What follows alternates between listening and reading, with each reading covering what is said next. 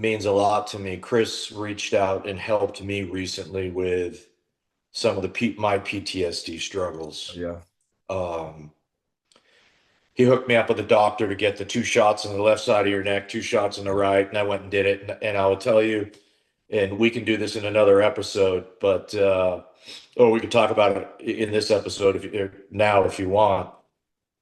It's helped me tremendously, Yeah. and I think it's Joe. I know that's not what we're here to talk about, PTSD, that our brothers and sisters are severely struggling from that, have been downrange and been there, done that, and experienced things no human should have to Right. experience. We bottle that up and we compartmentalize it to a point. Um, and we functioned at a very high level with that all bottled up. But as a 58-year-old man, I'm here to tell you that there's going to be a time in your career, my brothers and sisters, that you're going to have time to sit down and process that, where you don't have that job coming at you Right. and all the things that, a million miles an hour. And I've been struggling. I struggle with that myself right now. And it has, I was embarrassed about it. Sure. I said, I'm a Marine. Quit being a pussy. Tighten Yeah. up your pack straps. Yeah. Get through it. That's how I was raised. So I've got two things against me. I'm a masshole from Massachusetts, and I'm a Marine. So, we're pretty hard people where I came from. Yeah. And, Chris opening up to me about some stuff, his experience with getting a shot, and it kind of made me step back and go, wow, okay, I know it's not just me struggling. I Yeah. know others are struggling with it, but to be man enough or strong, not man, it's not a man or a woman thing, to be strong enough as a human being to open up publicly about that and say, hey guys, Yeah. I feel this in my heart. I struggle with it. I've sat through award ceremonies for my kids at school and lost my shit crying when I should be happy. Right. My emotions are completely 180 degrees out. So Chris, I hope Chris, after he looks at this, it allows you to post any emotion that he showed on it, because Chris has looked at one of the legends in our industry and highly respected. And I Yeah. think some of our other brothers and sisters that are going through that might look at that and go, wow, Yeah. If Chris if can do that, he's so can strong, I. Yeah. yeah, he's strong enough to deal with this and talk about it. Now it's my turn. I can get No, through it. 100%. And we'll just keep rolling with PTSD for a minute because what I can do, obviously I can edit. I might just put that message, a piece to that by itself. Please do. Yeah, and Please, I will. please do. And you're exactly right, Paul. It took me to about 2014 to say, okay, because I stayed in the grind. As soon as I got out of the military, I went to K2, went back overseas with them, grinded for, 18 to 20 months. And once I got into TSA, it was about a year after that before I figured out that I have serious PTSD, right? And I've gone through therapy, I've gone to the psychiatrist. I was never one to want to take any of the drugs. And honestly, they didn't offer me any, so I wouldn't have taken them anyway. But I'm very interested in this new procedure with these 2 shots or 4 shots in the back of the neck, because if one, again, if Chris Willingham, a leader in the industry, a hero in the industry, a man amongst men, if he's man enough or woman enough or human enough to see that he needs some help and there's a way to get it that's not invasive. And us, we don't want to sit down and talk about it. I don't Yeah. want to talk to somebody. I'll talk to you about it, but I don't want to talk to some stranger with a white coat on, you know. If the I did that. I went down that route. Yeah, I'm like I said, I'm 50. Well, I'm not quite 58, but I'm almost there.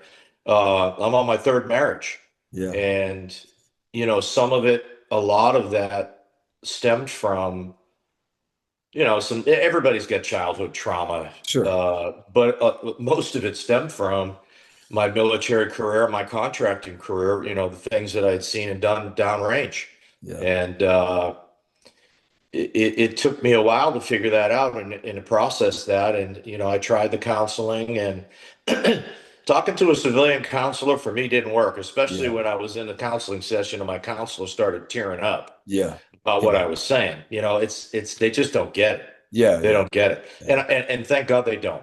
Yeah. I'm glad they don't have that experience. Yeah, no, 100%. I've been through that route too, sitting either on video conference with someone from the VA, just talking for hours and hours and hours.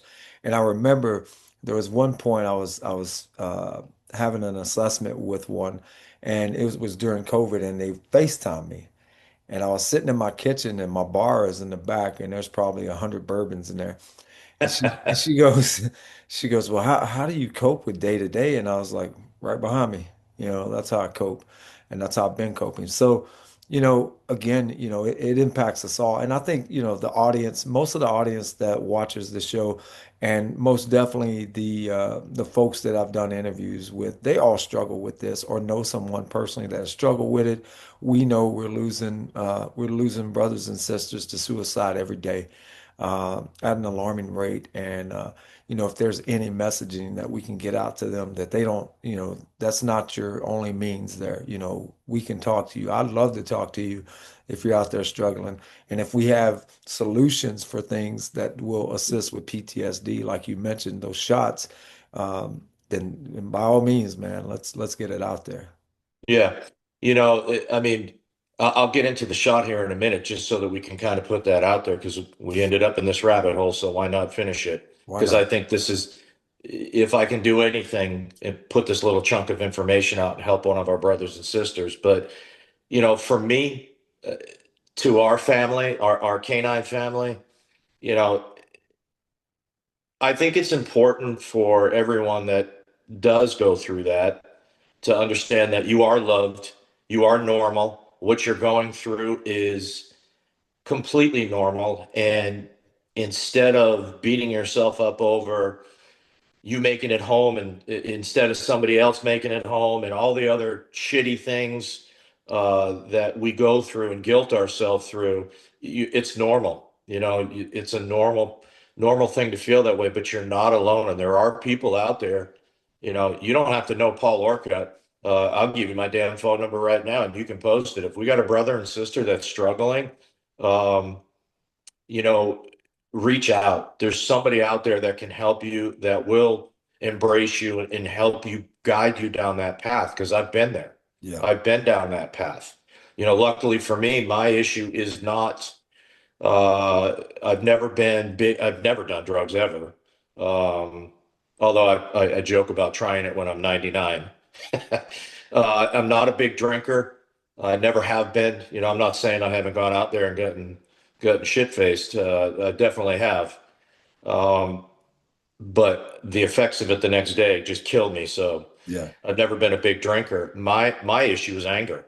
Yeah. I get highly enraged over the dumbest stuff, and it's got me in a lot of trouble with my mouth, with my fists. I've done some dumb things, and it's because I wasn't man enough, or I wasn't ready or strong enough at that point in my life to look at myself in the mirror and say, you know, somebody help me, please. I need Right. help. Yeah. You No, know, that's it, that's that's great, man.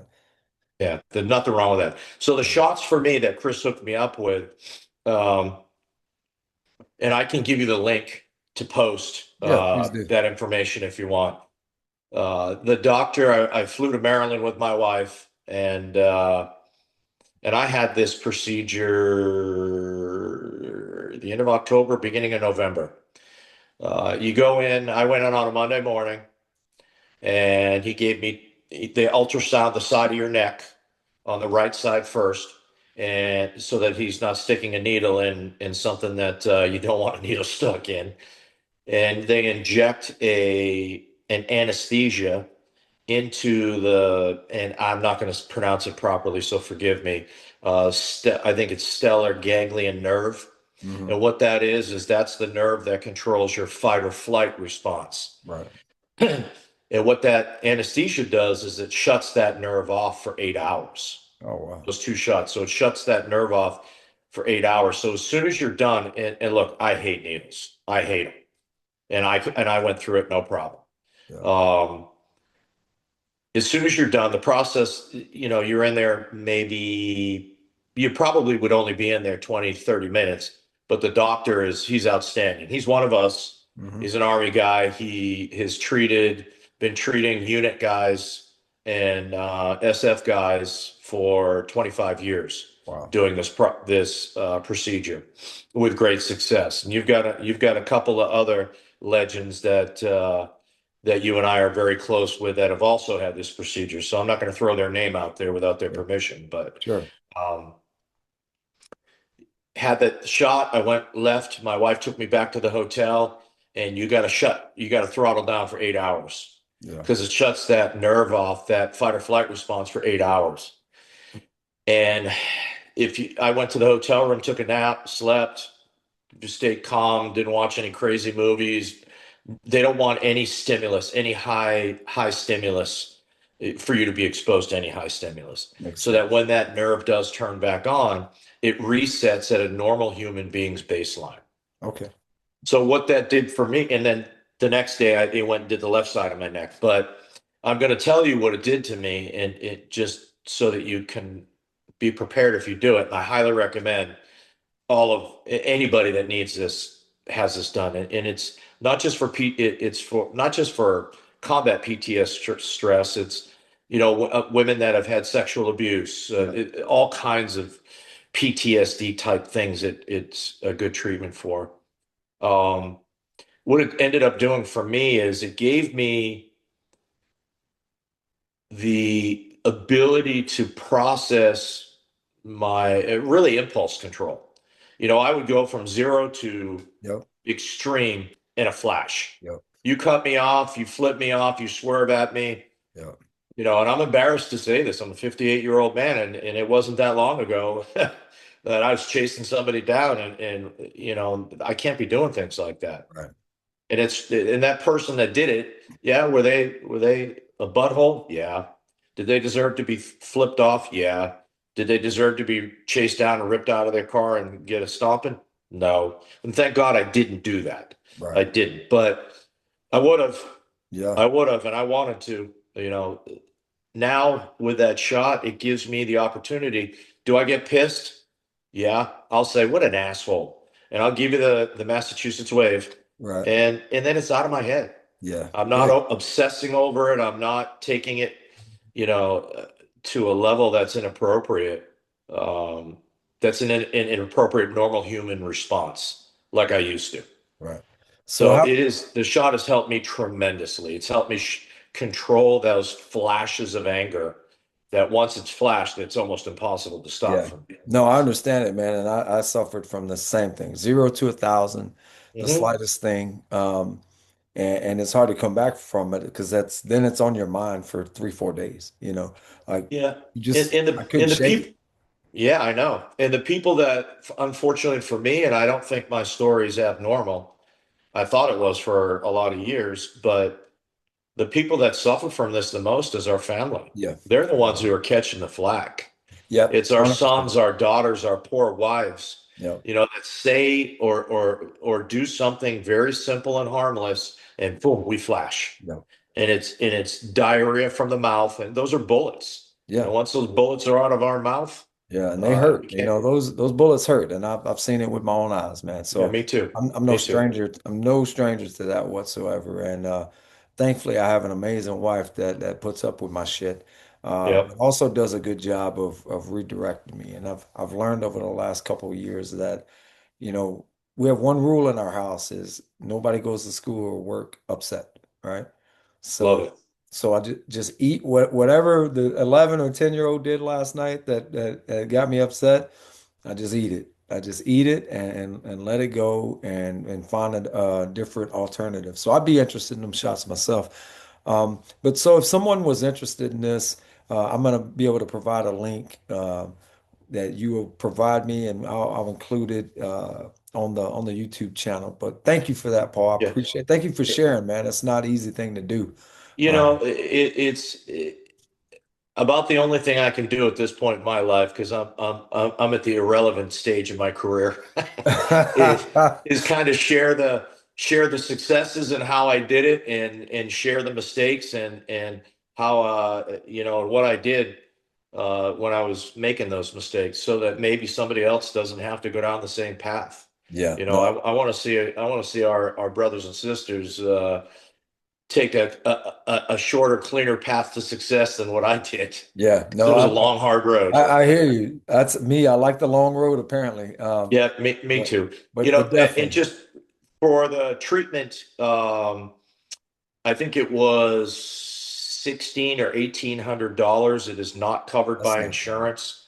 There are Chris Willingham has some organizations, and the doctor does that sponsor veterans that pay for it. Nice. Um, I will tell you right now that if we have a brother or sister, now I didn't take that option. The good Lord has blessed me beyond belief financially. Yeah, And it's directly because of our industry. yeah, So our industry has blessed me financially. So, I will say this, if we have a brother or sister that are struggling and cannot afford it, and we can't get them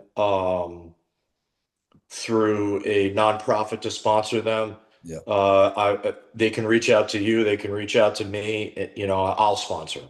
yeah. I And can't that's sponsor everybody. I don't have unlimited funds, but yeah. if I can help a brother and sister and change their life and help change their family's life, I'd be honored to have the opportunity to do And I that. think we can definitely spin off of that, and we can use the show as a platform for people to either reach out or be able to help donate for that cause. So that's a great idea, Paul. I love that. Truly blessed today to have a K9 legend with so many different disciplines, from militaries, from law enforcement, from civilian detection world. Hey, Mr. Paul Orcutt, how you doing, sir?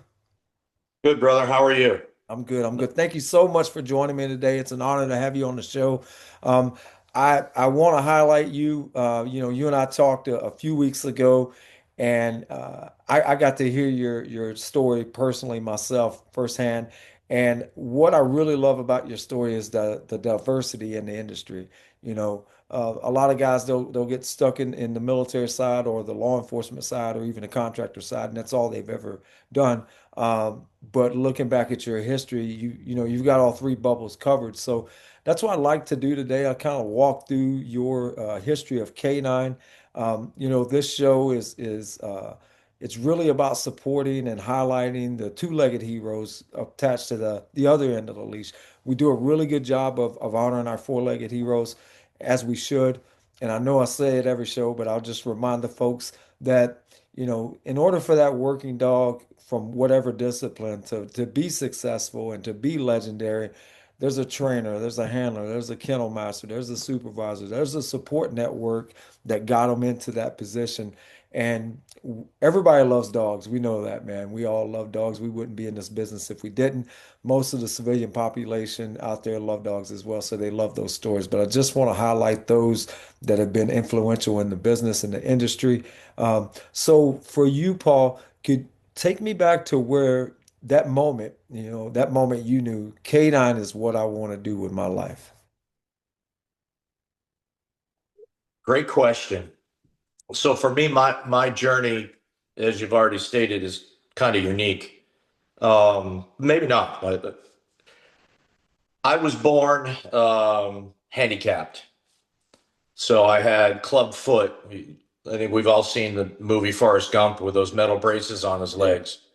Well, my I won't get into how disformed I was or disfigured I was at birth with my legs and my feet, but it was really, really bad. Bad enough that the doctors told my parents I'd never walk. Oh, wow. So I had, my mother was 18 when she had me. My father was young, and that's a hell of a lot to throw at two kids that are married with a kid now. Right. So my grandparents ended up taking custody of me to help my parents. Oh, okay. So I had a lot of surgeries. They had cut my Achilles tendon and had all kinds of weird devices to stretch it, and braces on my feet to hold them straight. When I was born, they were completely backwards and Oh, wow. cocked. One was cocked all the way 90 degrees left, and one was cocked 90 degrees right. I looked like a duck.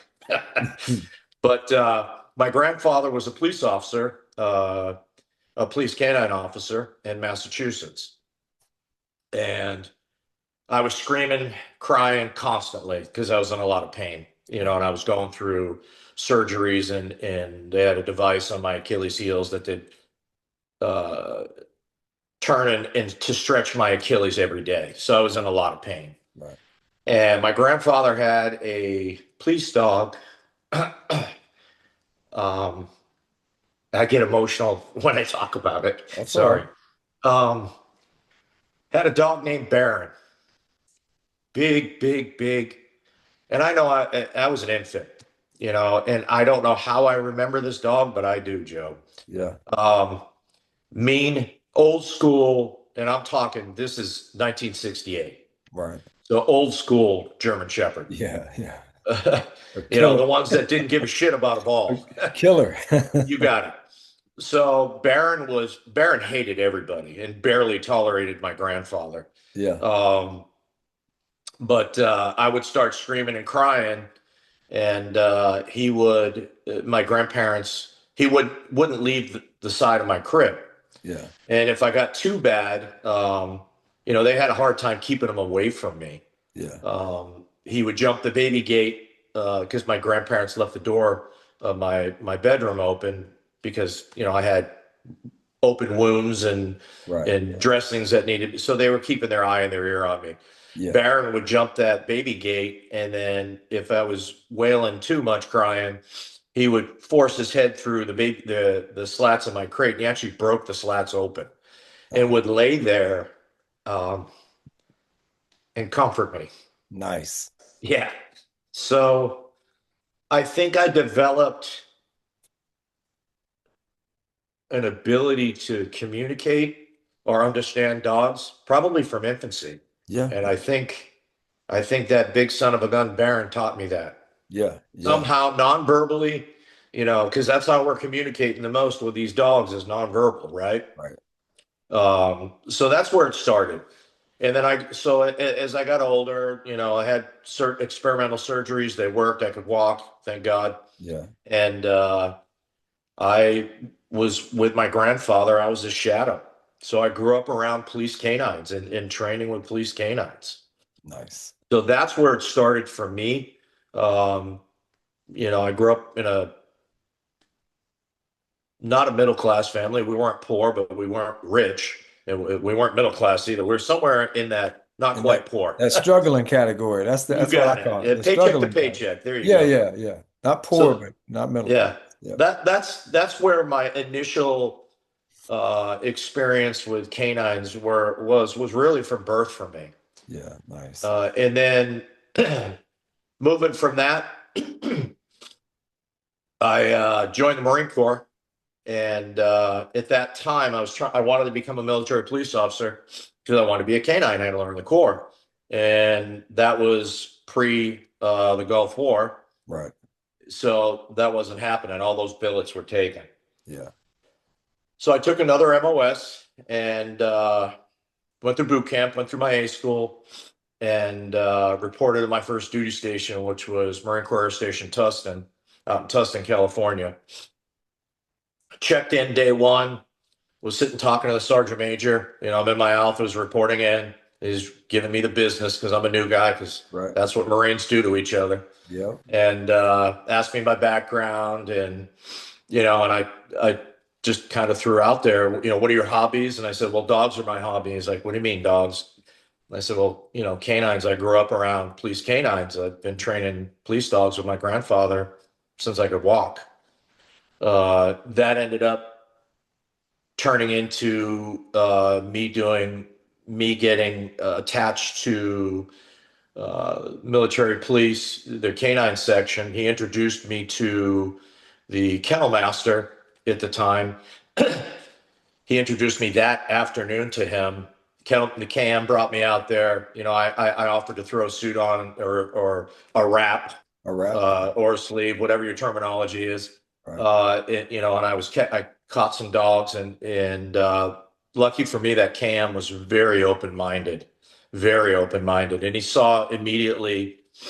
I had I don't have, I think the only thing that God ever gave me was a gift with dogs. That's Yep. it. Yep. Everything else I suck at. Yeah, me too, man. And I don't even want to say I'm good with the dogs. I do pretty well. I've done Yeah, pretty well with them. yeah, So that's really where my canine professional canine career started in the Marine Corps was being given the opportunity to go and train with the canine teams at Marine Corps Station Tustin and El Toro. yeah, Um, and that kind of propelled, that started my career yeah. in dogs. Um, you know, I wasn't fortunate enough to get a school seat to go to Lackland. They never just had the fun. We didn't have the requirement at the time because our numbers were so low. But our KM put me through the handlers course, block one, and then block two. Um, I did the OJT method. That Right, was my right. route. Um, got to meet some pretty cool people in the Marine Corps with dogs. I got stationed out in 29 Palms. I was stationed out of the Stumps. Yep. There was an old timer out there that I met named Crazy Dave. Uh, I could say his last name, but none of you are going to know. He was a Vietnam era canine handler, tunnel rat. Oh, wow. Yeah, so Dave was very instrumental in my career. I grew up in the crank and yank, the more compulsion method, which is what, we were taught back then because we had different types of dogs back then. Right. You know, I learned how to alpha roll, or at least I tried my first alpha roll, I think at about age 9, and that didn't work out so well. But, Dave really was the first person to at a very high level showed me, we have variable reward Mhm. schedules that we talk about in training, Right, but Dave was the first person that kind of introduced the variable toys and variable food right, to me, and really beat it in my head on how to use it the right way. right. And that totally changed the type of handler and trainer I was instantly, overnight. I went from, I was average to guys were going, what the hell are you doing? How did you get your dog to do that? Right, And get that much power and clarity in your dog. And, right. well, so I shared what I learned. Um, I was also fortunate enough back then to bump into a gentleman named Bart Milan. I Mhm. don't know, do you know that name? I've heard that name. I don't Yeah. know much about him though. Bart is a Belgian. He is definitely been, I don't want to say the most influential, but from a really high level technical training perspective, Yeah, the psychology, e-collar work, yeah, um, tr- training equipment, proper training equipment. Bart was another extremely influential person in my career. I had met him at a seminar yeah, through a mutual friend of ours, and I got to spend some one-on-one time with him. So Bart was another influential person in my career.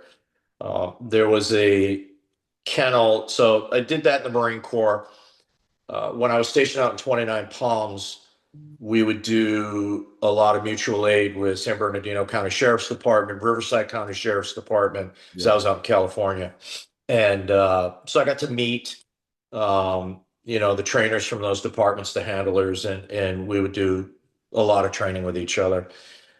Because of that, I bumped into a gentleman named Danny LeMaster from Master K9. He was out in Cherry Valley, California. So there are two very influential big boys in California at that time from a canine civilian perspective, law enforcement civilian perspective. It was Master Canine, Danny LeMaster, and Dave Reavers from Adler Horse. And okay. Dave is still in business. So I got to meet both those gentlemen. Danny and I hit it off. I spent a lot of time with Danny LeMaster. He helped mentor me. He put me through the police canine handlers course, their block one. Yeah, It made me made me work that for 3 years. And then he brought me back and allowed me to do the block two with him for the detection, and then made me spend another year and a half, 2 years, and then brought me back and put me through the trainer's course for law enforcement. Nice. So Danny was another very influential person in my career. Um, Very, very influential. Great man. Danny's not with us. He was murdered Oh, in, wow. in his kennel. Yeah. Wow. So, but Danny helped me a lot in my career. So Danny was really, between my grandfather and Danny, I got to learn the military, the DoD way of doing things. My grandfather showed me the law enforcement way, Right. back in the 60s, 70s way of doing things. And then I evolved into that law enforcement K9 further through Master K9 and what I learned from Danny LeMaster, Right. Riverside County Sheriff's Department, San Bernardino County Sheriff's Department, Tustin PD when we trained with them back in Tustin at Marine Corps Air Station Tustin. So I got, I had a lot of really good mentors through the military and through law enforcement very early on in my career. John Pierce was instrumental in my career. Kevin Beck, Yeah. if you know that name, Kevin's an old timer. Kip Schultz, all of these. I was I was at the right place at the right time when there wasn't shit going on. Right. We weren't in the middle of a war. It was just we were really bored and didn't have much to do but train, Right. and try to figure out how do we get the dog to do that in a better manner. Yeah. So I was very blessed. So that's kind of how my career started and was starting to be molded. Yeah. I think we all have those moments too, right? And it really is though, it really are those people that become very influential with you, that kind of set that pace and pattern, if you will, for you to go on and be successful. Mine was the 341st, uh, different time, different era, right in the middle of wars, but learning and just repetitions and I say it every show. If you're active duty military or even a civilian and you get the opportunity to go to the 341st as a trainer, you'd be crazy not to take it because what Paul just described over, a series of years of experience getting from his grandfather, from the kennel master out at the Marine Corps base, and then with the civilian police departments, you you would compact that in a 4-year period at the 341st. Now, obviously, just learning the military side of it, but the experience that gets pumped into you left and right like that. So yeah, we all have those individuals that really just catapulted us, made us think, made us open up our mind, made us not just go through the motion of this is my pattern, but why is the dog breaking off pattern? Why is he doing this? And what should my reaction be? But that's great information, man. I love that. And I love that for you. And I think that's why you end up being so diverse later in your career because when I think about it, when I was heavy duty in military, I only wanted to do it the military way. It was once I got out of the military and started meeting the field trial champion trainers like Bobby George, Dave Jensen, those types of guys that opened my mind up to other things, or our British counterparts and Paul Bunker or Jay Crafter. Yep. That is when it all started making sense to me because you know, again, we get tunneled into one discipline a lot in our careers. And I know a lot of people that watch the show, that's happened to them. But for you at an early age in your career, you're experiencing 2 to 3 different disciplines and hell yeah, that sets you up for straight success. Yeah. So It really did, Joe. And I just kind of want to highlight this because I hope I can open some people's minds to train from a training system perspective. yeah, What put me in the position that I'm in now um, was that I trained with such diverse groups yeah, that, so I knew Lackland's system inside and out. right, Um, and then I would train with, let's say, San Bernardino County Sheriff's Department, who at the time were with Danny LeMaster. And so I learned Danny Lemaster's police canine training system. Right. And then I trained with Riverside County Sheriff's Department, and they trained with Dave Reavers from Adler Horse. So I Right. learned David Reavers' police canine system. Right. Um, I didn't have a choice, and then bumping into Bart Ballon, and then I learned Bart Ballon's system. Yeah. And I was smart. I'm a very aggressive, competitive human being. Um, and luckily and for a lot of years of my life, I thought it was a curse, like I have an inferiority complex. I never think Right. I'm good enough or what I'm doing is good enough. So I always got to get better. Right. That isn't a curse, folks. That's a gift. That's a If you, blessing. yeah, if you embrace it, and I embraced it in my canine career. So I took all those tools, and we talk about tools in our toolbox, Yeah. or put your tools in your cargo pocket, and break out the proper tool for that moment in time with that dog, and it's not always the same tool at the same time with every Yeah.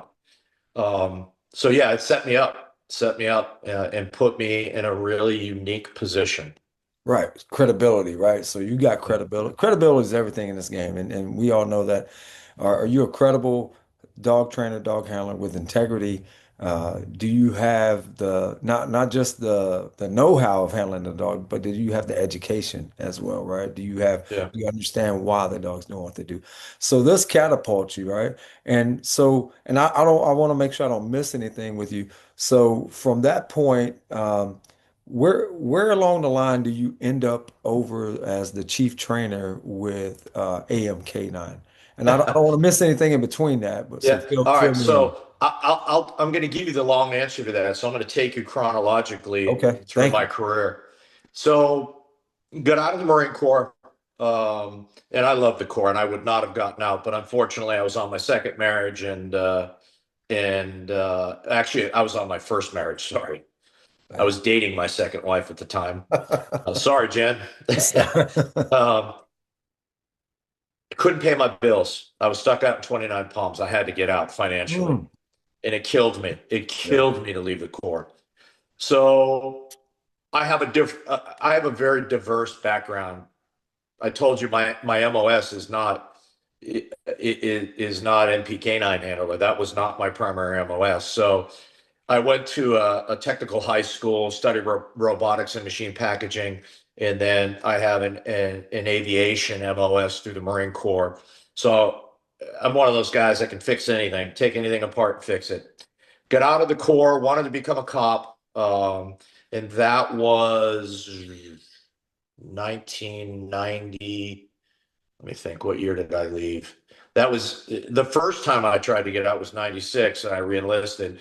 And I got out in 98, 1998, 99, I'm sorry. yeah, Um, couldn't get hired on by any law enforcement departments. I scored high.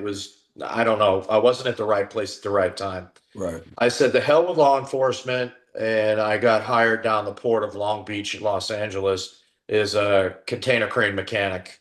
Okay. I was a longshoreman. I don't know if you know Okay. what that is. Yep, I know exactly what it is. Job of a lifetime. Yeah, I was once again blessed. yeah, Um, so in that K9, during that job, I lived in Long Beach, and because was stationed in Marine Corps Station Tustin, that's Orange County, California. right. Long Beach is LA County, and Orange County, they butt up against each other right on the coast at the beaches. So Right. I had mutual friends in departments that I had trained with for many, many years, for over 10 years. So I stayed in touch with them, continued to train with them, was making crazy money as a longshore mechanic. Still had my fingers in the dog stuff. I was doing all kinds of free training with the different departments. Um, I think it was my 30th birthday, something like that. Bunch of my buddies that I was training with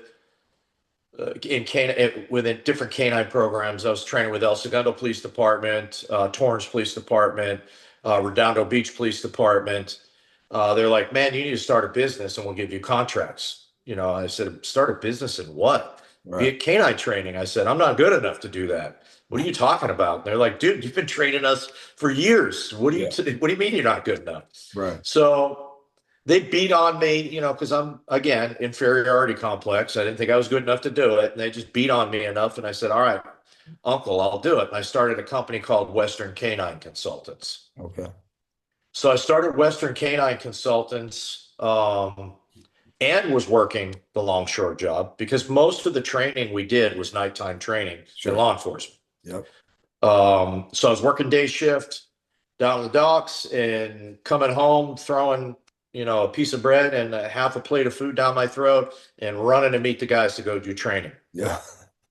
with Western Canine Consultants. That took me from a few departments to I had a contract with Redondo Beach, El Segundo, Torrance were the three bigger police departments. I had more than that, but so I had those contracts with those departments, and I was doing. It started out as helper work and teaching their helpers how to um, properly catch dogs and what they were looking at when they were in the suit. Taking Right. a dog in and out of prey, Right. prey drive, play drive, defense drive, and how to do that and how to recognize that and when to do it, when not to. Because at that time, I don't know what was going on. I do, but I'm not going to get into that. You had a lot of police officers that were going through decoy courses Right. and being certified as a decoy and had no Sure. concept of what they were doing. Right. So they were hurting dogs, and they were hurting themselves. Hmm. So that was my in, putting the suit on, taking the bites. To that was my in to get into some contracts with some departments, and those contracts turned into much larger, much more dynamic contracts where I ended up helping them with everything Right. from vending dogs to them to helping them teach their canine their handler courses. Right. um, so I had Western Canine Consultants. Because I'm a bomb guy, that is really my background. I've handled narcotics, a couple of narcotics dogs, but almost everything I did was explosives my Right. entire career, because nobody else wanted to do it. And because I wasn't a Lackland graduate. I was given what nobody else wanted. Right. So that was the toughest, nastiest dogs and the shittiest job, which back then was explosives. Right. Narc Yep. guys had the cool stuff. Yep. They had the Nobody pages. wanted to train with me. Nobody wanted to set my training aids out. Nobody Yeah. understood them. Yeah. So I was ostracized by myself, but that was a gift also. And I didn't know Yes. it back then, but it turned into a major gift. Yeah. So because I had an explosives background, um, I started to really become known detection wise in law enforcement and would get invited to training events. So I got invited to Disneyland to bring my dog and some of the dog teams that I worked with to Disney to do some training. And um, I went to the training. The trainer was a civilian trainer. I'll leave his name out of it. Um, he said, "Hey man, they set training up. He let me run first. I got done running my dog, and all the looky loos because I was a new guy there, Yeah. and my dog did really really well. I guess we did a great job because he said to me, "Hey, could you do me a favor? Can you run the rest of the day training? Because I've got two cops from Anaheim Police Department here, and they're narc guys. They're not bomb guys, and I want to use these training areas with them. Do you mind Yeah. taking training over?" I said, "Sure, no problem." Well, the end of the day, the security manager from Disneyland came to me and said, "Hey, Paul, do you have a business card?" And I said, "Whoa, I'm not here to take anybody's contract. I don't Right. do that Right. stuff. Right. That Right. is not how I roll. I Right. was I was invited as a guest to come to train.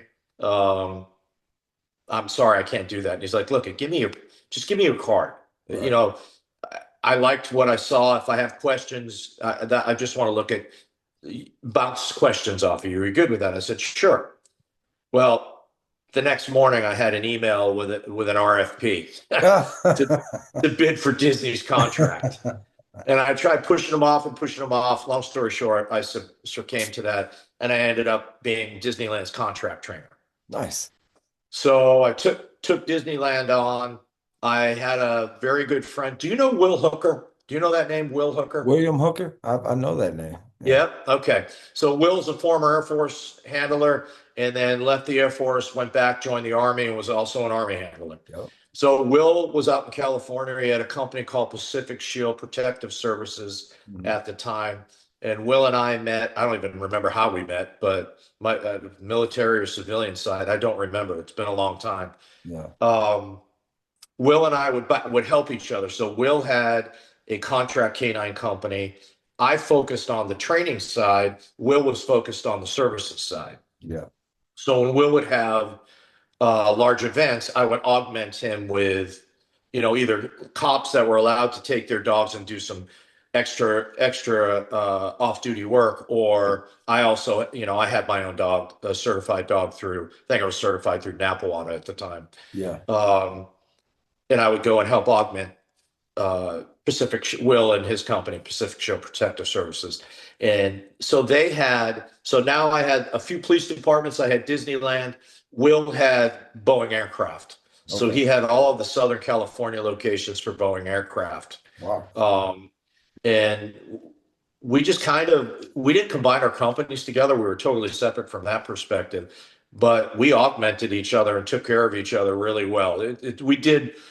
We functioned as canine professionals. I think we have dog walkers in our industry. We Hmm. have dog handlers. Right.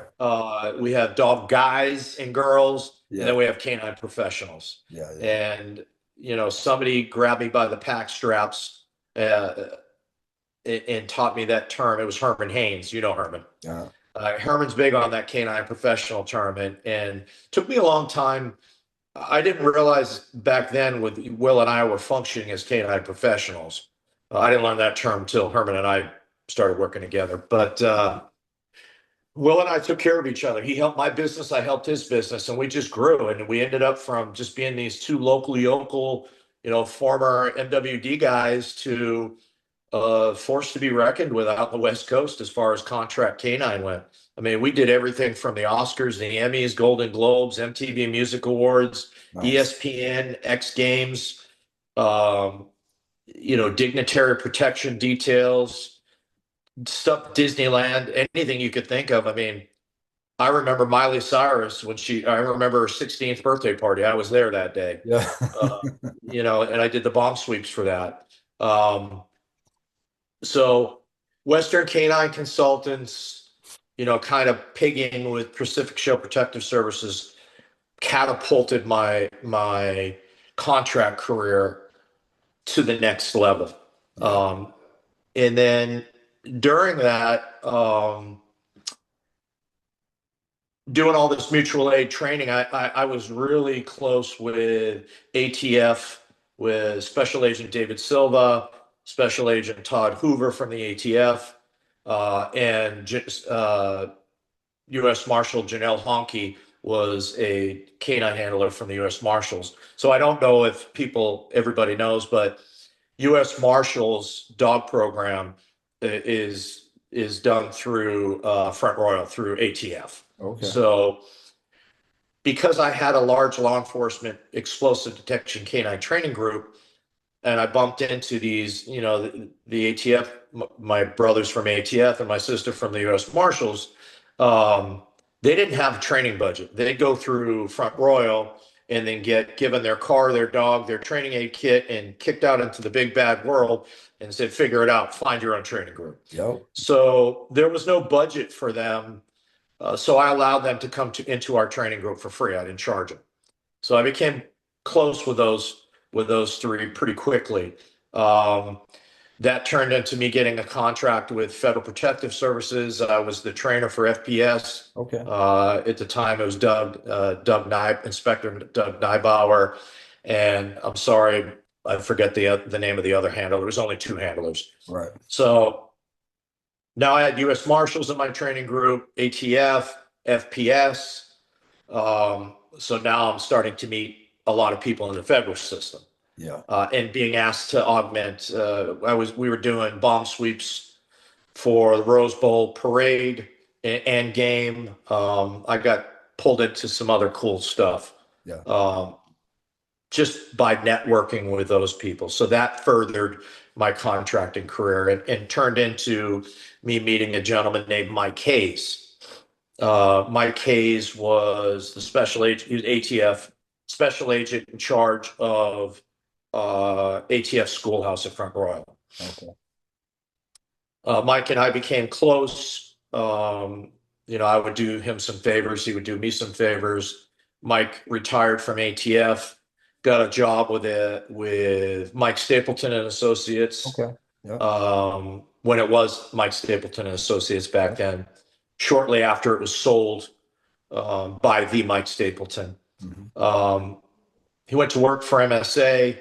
MSA was trying to win a contract with the Central Intelligence Agency to provide contract canine services to a clandestine canine program.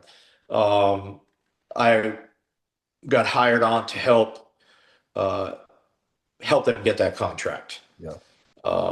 So because I was familiar, because I had the relationship with ATF Mm-hmm. and U.S. Marshals, they hammered into my head the NORT test. So I became an expert at the NORT test. Right. And I was one of the few guys contract wise that understood that test inside and out. So I got hired by, I had sold my company, Western Canine Consultants. A lot of things happened all at once. God works in mysterious ways, right? Amen. My mother had a brain aneurysm burst in her head, and I needed to get from California to Massachusetts and move my family back there to help take care of my mother. Right. I couldn't get her to California. So when that happened, literally the next day after that happened, Mike Hayes called me and said, "Hey, brother, you got a minute? I want to talk to you about something." And I said, "What's going on?" He said, "I need a bunch of your bubbas, your connections to do some contract work." And he explained to me what he could explain to me over the phone. Right. Because it was a classified project. And I said, I want in. Can I move to Massachusetts and deploy from there? And he said, absolutely. I said, I want in.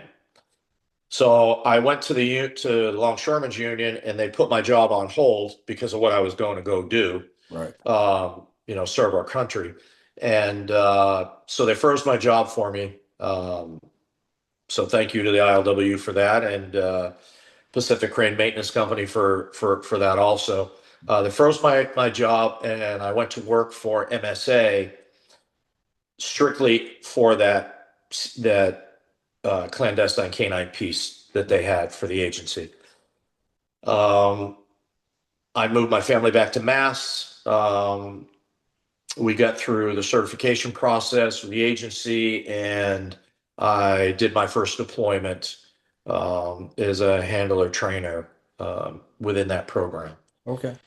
So that took me from, there's my military, law enforcement, the beginning of my canine contracting world. And now I'm working MSA payrolled us. That's all they did. Yeah. Yeah. They had no say. They didn't know where we were. They didn't know what we were doing. They had no right to know. Right. It was compartmentalized away from them. Sure. So I did many, many years overseas worth of deployments within that program, and I can't get into any more than that. Yeah. Learned a lot, saw a lot, learned a lot. That was, I liken that to, and that's the most proud thing that I've done in my career. Yeah. Is worked in that project. Yeah. I met men and women that were just absolute heroes, and that you see movies Yeah. made about. Just incredible, selfless people.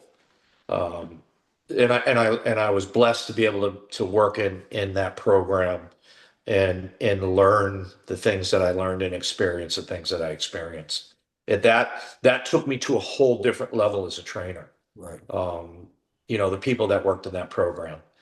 I think I contributed quite a bit, and they contributed quite a bit to me. So again, I was surrounded by canine professionals, true canine professionals. and true operators, true professional operators. It was a great experience. Well, I think Paul for that, man, and obviously we can't discuss anything specific, but when you take an explosive dog and you're working in an environment where the threat's always real, but the threat is likely to happen when you're in Yeah. that environment. And you can compare that, with the military working dog program, with the Marines, with the IDD program, with all the special operation forces communities that we have. And I think once I experienced that, you know, dog teams that I had trained or been a part of actually finding IEDs, finding these items out there and being a part of it, knowing that what I did helped that, it changes everything, man. It Oh yeah. changes how you train because now you know specifically what that handler, what that dog, what they're going to go through, where they're going, how they're going to get there, what they're going to run into. And sometimes I feel like especially if I'm training new people coming into K9, they're so unfortunate because they're never going to experience that, especially on the side that I teach right now. They're never going to experience anything like that. They're always thinking they're never going to find something where I'm always thinking I'm always going to find something, right? So that's the difference. But yeah, you're absolutely right. That experience for you probably just catapulted your toolbox in as far as that operational environment, right? That operational environment Absolutely. changes everything. So yeah, please continue. I just wanted to highlight. Yeah. No, no, thank you for that. Um, yeah, it catapulted me. It taught me a lot, a Yeah, lot. Um, it's where, so I can't get into specifics, but I'll get into training analogies. Um, it taught me, and I knew all these things, but I didn't own it. I hadn't seen it, felt it, touched it, experienced it in a negative way yet until I did that project. Um, we talk about train time and distance in our dog. How often from the first time you say "sook" is your dog have a find. right. And how if you're not cognizant of that, how that can affect you operationally, Sure. truly affect you Sure. operationally. Thresholds, a balanced threshold in your dog. Right. It taught me about that. Unfortunately, in our industry, we're putting whether it's narcotics or explosives, we're putting a block of M112C4 out there and we're not putting it deep enough. Um, and we think, oh, my dog knows C4, he's going to find it operationally. When in fact, operationally, I did a mission where I got a very slight change of behavior, very, very, very, very slight change. No TFR. I recognized the change, called it, and it was 555-gallon metal drums buried in the road. Yeah. Nice. And I don't know, I don't remember what the total weight of it is, but shit, and 55-gallon drum full of HME, Right. five of them. I Yeah. mean, that's got to be Yeah. it. Over 500 pounds. It has to be. Yeah. I think it was actually like 1,200 pounds, something like that. I don't remember, but why didn't my dog find them? Well, his absolute threshold was so low. The temperature of the day, the air currents, all these things really opened my eyes and really made me a much better trainer. A much better trainer when I started to see, and I got lucky. Luckily for me, I had that gift. Good old Baron back when I was in a crib taught me how to communicate non-verbally, and Yeah. and I recognized things in dogs that maybe not everybody does. And that prepared me to recognize that moment in time and say, we got a problem here. So it changed me as a trainer. It changed me as a handler. I've always been, because of my inferiority complex, I've always been a nut job, or I'd geek out on Right. training and psychology and equipment and all aspects of canine training. I geeked out on. It made me. I was like, became the mad scientist over there, just learning like, okay, and our enemies is they're very intelligent. very intelligent. Oh yeah. You know, I think we talked about this, man. I remember my very first deployment to Afghanistan looking at I call it the mafia board of IED makers, the big board with all the yeah, pictures. yeah, And I remember the first group of them all looking like meth heads.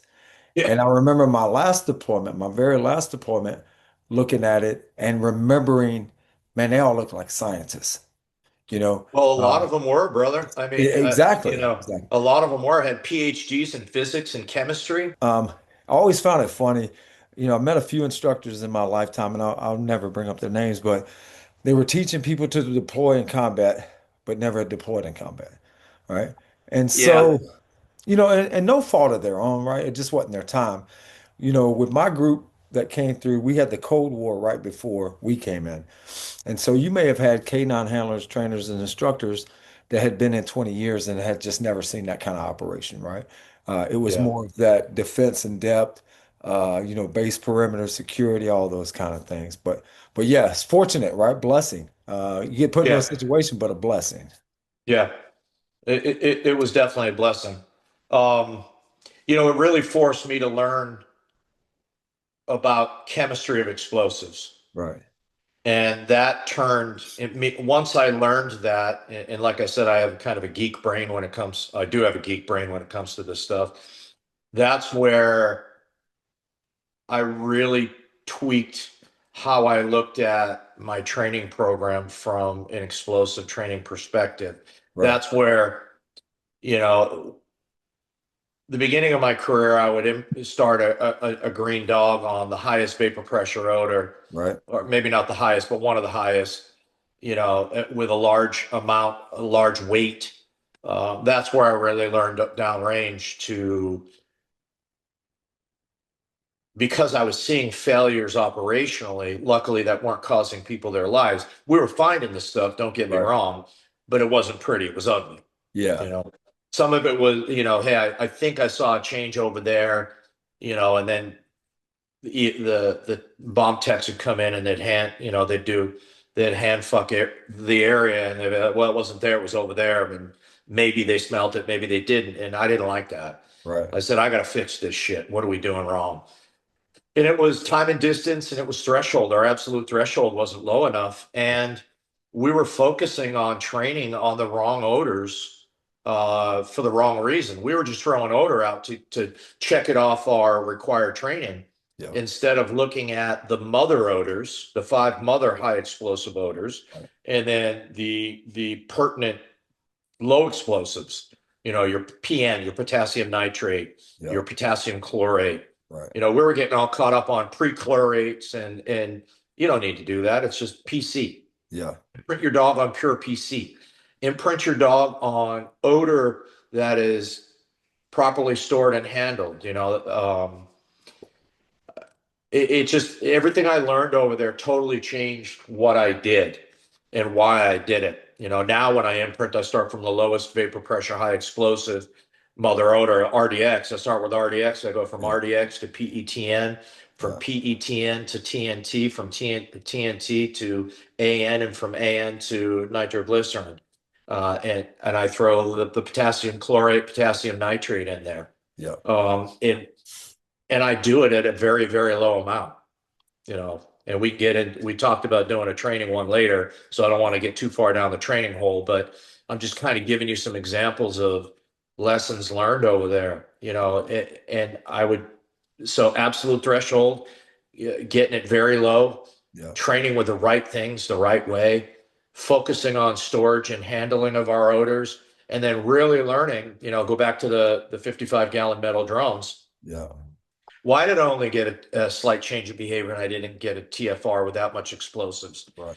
Well, it was surface area, but it was also the material that the explosives were packaged in. Yes, sir. You have organic storage containment systems and inorganic. And when I say storage containment system, what I mean is just whatever the Whatever explosives it's is in. in. Yeah. Yeah. Organic means that there's carbon molecules in Right. it. And carbon molecules under a microscope molecularly are perfect circles. Yeah. And you can't stack perfect circles together and not allow odor to pass through those circles.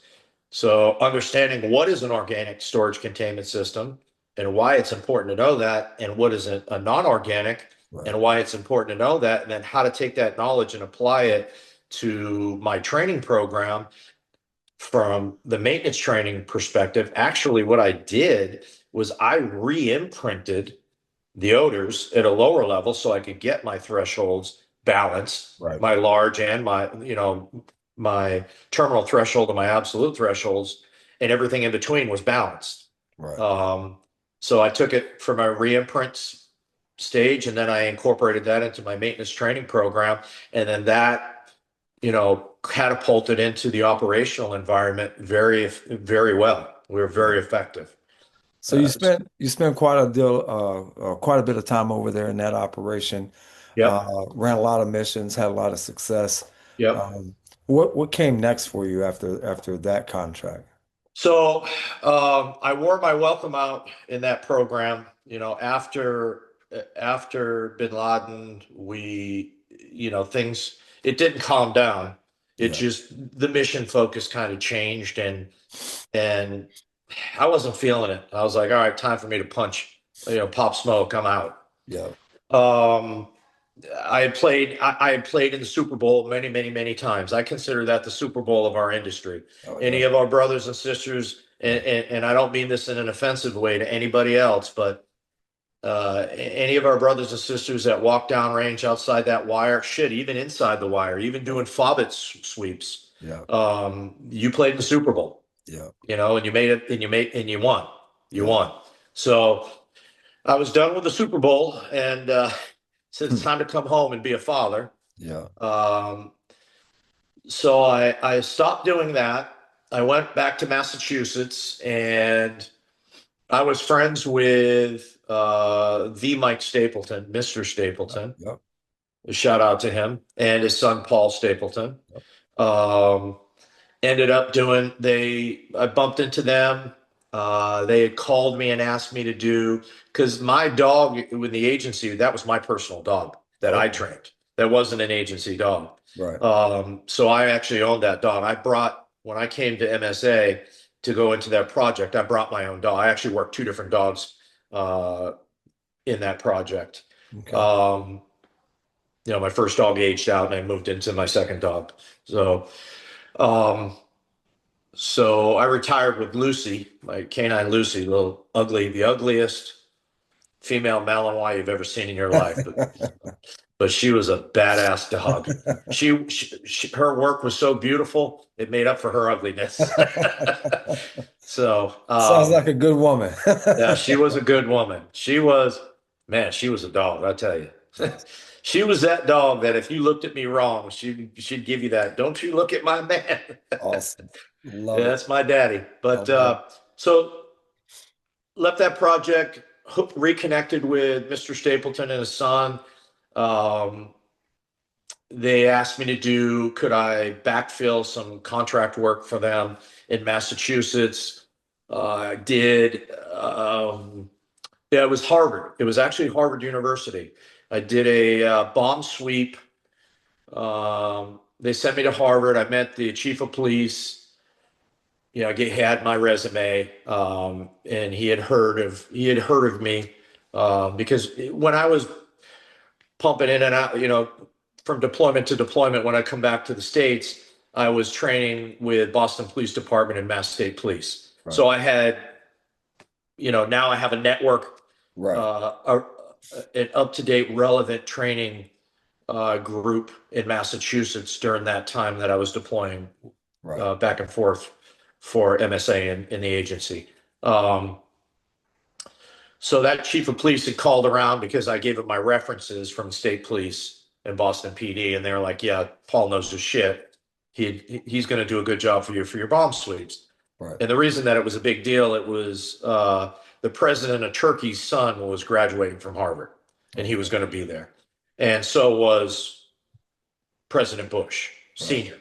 Yeah. Um, so I showed up for that job, and I ended up running the job. The Secret Service was there, and they we did some training before, and they asked my background. They're like, "All right, you're the lead K9 in this." And I went, wait a minute, I'm a contractor, I'm not a cop. And Right. that Cambridge Police Department was not happy. They were Yeah. pissed. So I bet. now I'm the bad guy. Yeah. So we got through that job. I did a good job. The client was happy. Secret Service was happy. Um, the president of Turkey was happy in his version of the Secret Service. They talked to Mr. Stapleton, and he was like, "Hey, look at Paul. I need your help. I'm starting a new company. I'm going to start the Stapleton Group. Right. Can you help us? Are you interested?" I was like, "Mr. Mike, I'm brain fried from too many deployments back to back to back to back for way too many years. I Right. need some time to heal." He's like, "No, you don't. You need to work." So put put my personal needs on the shelf again and Mhm. went to work for the Stapleton Group. Okay. Um, I lived, and at that time, Mr. Stapleton had a really beautiful property with a beautiful training facility in East Stroudsburg, Pennsylvania. Okay. So I would live out there Monday through Thursday, Monday through Friday, and then drive back to Massachusetts, spend the weekend with my family, and rinse and repeat every week. Right. So doing that furthered my connections in our industry, and that's how that catapulted into me being the chief training instructor or the senior training manager because they didn't want me to use the term chief Right. uh, in a corporate environment with a corporate company. Right. Um, so the Stapleton Group was bought by ITC Capital Partners, Okay. where they were putting themselves out there. It was up between Lane Kelson, K2, Yeah. and ITC Capital Partners, which was Yeah. Cam Lanier owned it. So I got to spend some time with Lane um, and his executive staff, and I got to spend time with uh, Cam Lanier and his executive staff from ITC Capital Partners. Mr. Stapleton chose ITC Capital Partners. Um, At that time, ITC bought IK9. They formed a business relationship with Auburn University and took over the schoolhouse at Anniston, Alabama, for old Fort McClellan, where the Army MP school was, where MP school for everybody was back Right. then. Um, and that put me in Anniston. Okay. Now, I already had a relationship with John Pierce, and I already had a very deep relationship with that academy with Auburn Yeah. because when I had my company, Western K9 Consultants, in the very early 2000s, um, I was buying dogs for Disneyland from Auburn. Okay. So I had been out there many times on procurement trips. Um, so I had a great relationship with Tim Baird, John Pierce, Daniel McAfee, Rob Leonard. I can go on and on. Tony Gravely. Yep. Tony's one of my Marine brothers. Um, so I knew that program inside and out. So me stepping in there as an canine instructor initially was, yeah, it was like I was home. You Just, know, yeah. I Jump was on. as close to a 333 Lackland environment as I could get in the Right. civilian world. Yep. So worked there as an instructor. Initially, they wanted me because the Stapleton Group had vaporwave dogs from Auburn. Yep. And when I worked for the Stapleton Group, they had sent me to Auburn, and I went through my first vaporwave handlers course Yeah. uh, at that facility. Graduated that, got my certificate from Auburn University. I had handled, when I was with the Stapleton Group, I had handled 3 different vaporwave dogs at that time. By the time I transitioned to Auburn's old facility. Once I got there, they said, we want you to handle all the commercial side of Vaporwake. We want you to help grow Vaporwake. So my boss at that time was Paul Hammond. So Okay. shout Yep. out to Paul. Paul was a great boss for me. Um, Paul is, for me, is a very straight shooter. He pulled me in his office and said, Paulie, in his British accent, we're going to put you in charge of this project. And if you're successful, I'm going to take the credit. And if it fails, it's your fault. And he was kidding with me. He didn't mean Of it that course. way, but so I was doing the vaporwave thing at AM K9 with, under the Auburn umbrella still, Right. for ITC Capital Partners, Right. because they had purchased IK9, AM K9. I mean, they were buying everybody at the time. They were that close from buying VLK, Yeah. and several other big programs. It just didn't work out. So function there in the vaporwave thing, and then the State Department, the diplomatic security branch, decided that it wasn't appropriate for contract company canine companies to certify their own dog teams, Okay. stateside or CONUS or OCONUS, downrange. And that's when the K9 Validation Center was started. Okay. Now, the guys that started the K9 Validation Center, Josh Carter, John Hoover, Nick Wright, Garrett Lancaster, Zane Roberts, all of those guys, we all worked together in that MSA agency project. Right. So we all knew each other intimately. Yeah. So that crew ended up starting the K9 Validation Center, and I'm on the outside of the fence looking at them going, let me in. Right. But that didn't work out. So, which was a good thing for me, I think. I was pulled into the office and told by Paul Hammond, he said, mate, you're the only one here that knows the Nort inside and out. So because of the project that you did successfully with MSA, we are going to make you senior training manager, and we want you to take over the WIPS contract for AMK. Yep. Take it over from a training perspective. So he said, you tell me who you want in our company or who you need to hire and what you need, and we will make it happen. So I'm like, okay. So literally, I walk out of Paul's office and I'm like, shit, what did I just get myself into? And I hear Herman Haynes' voice in the hallway, and I'm like, and I had, and I forgot to tell you this. So Herman and I actually worked in that MSA/agency project together. Yeah. So I hear Herman's voice in the hallways, and I'm like, Herman, and I can't see him because that building. I don't know. Have you ever been to? No. It's a very large building where all the corporate offices are, in all the office pogues have their offices. And he's like, Polly, he calls me Polly, and we found each other in the hallway and embraced. It was funny.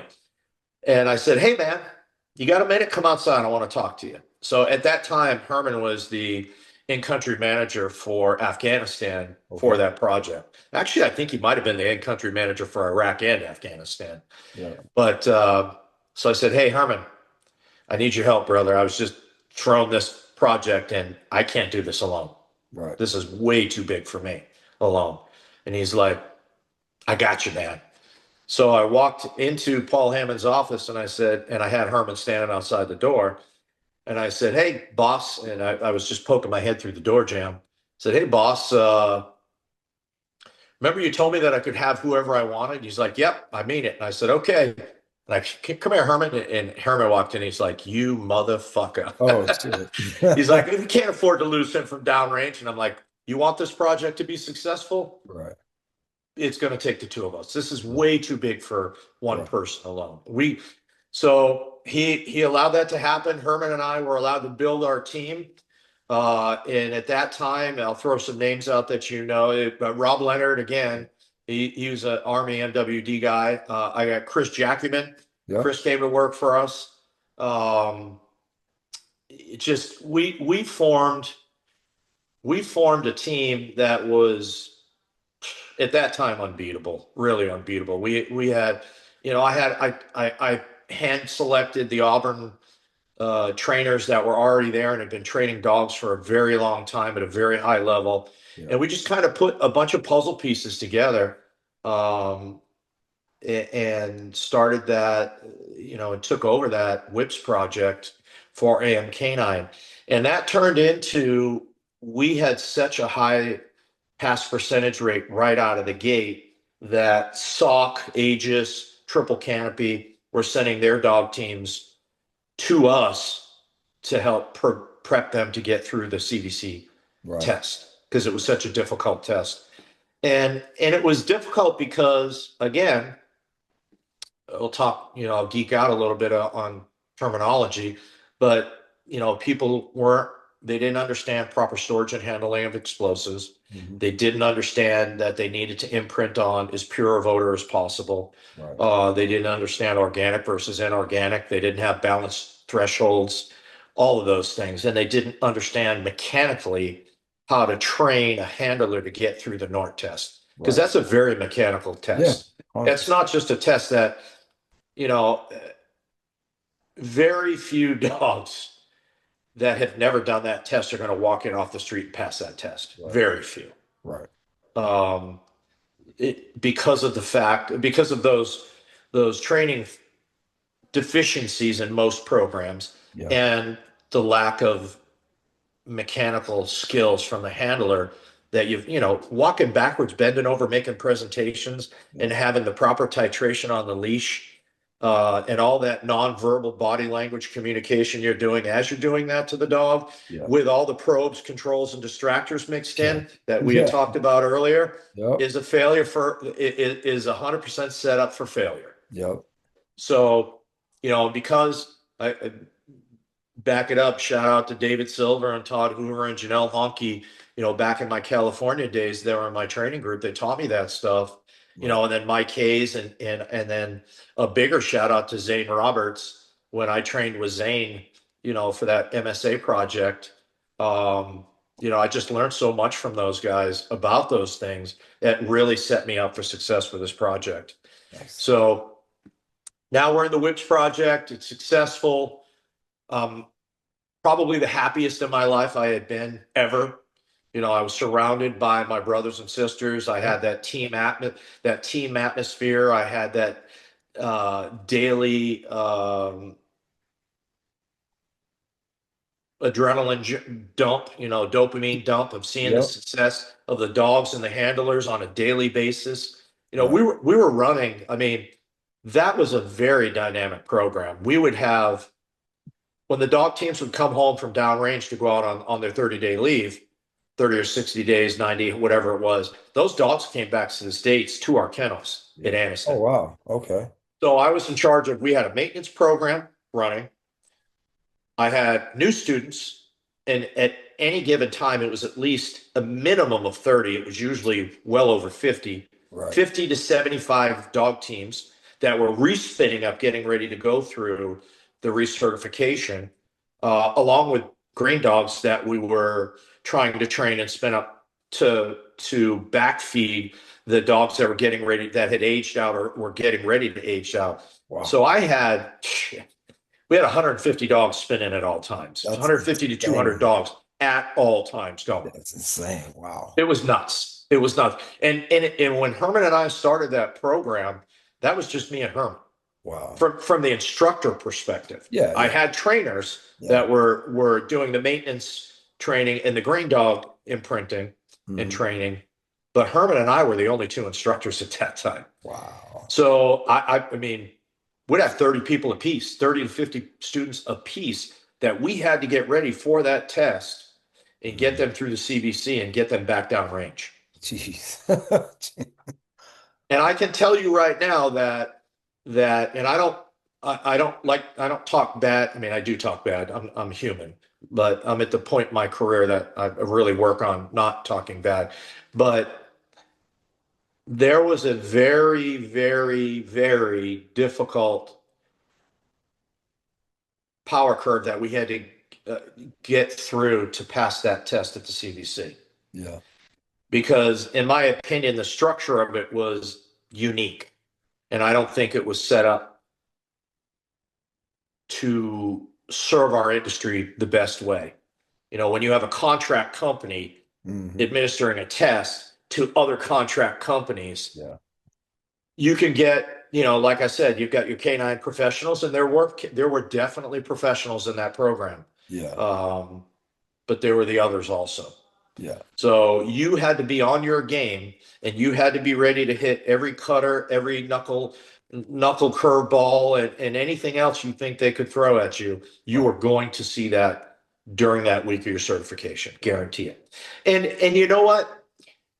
I I don't say that from a whiny perspective. I say that so that others can learn. It just made us better. Oh, of You course. know, I thank Of my course. brothers and sisters that did that stuff to us, Yeah.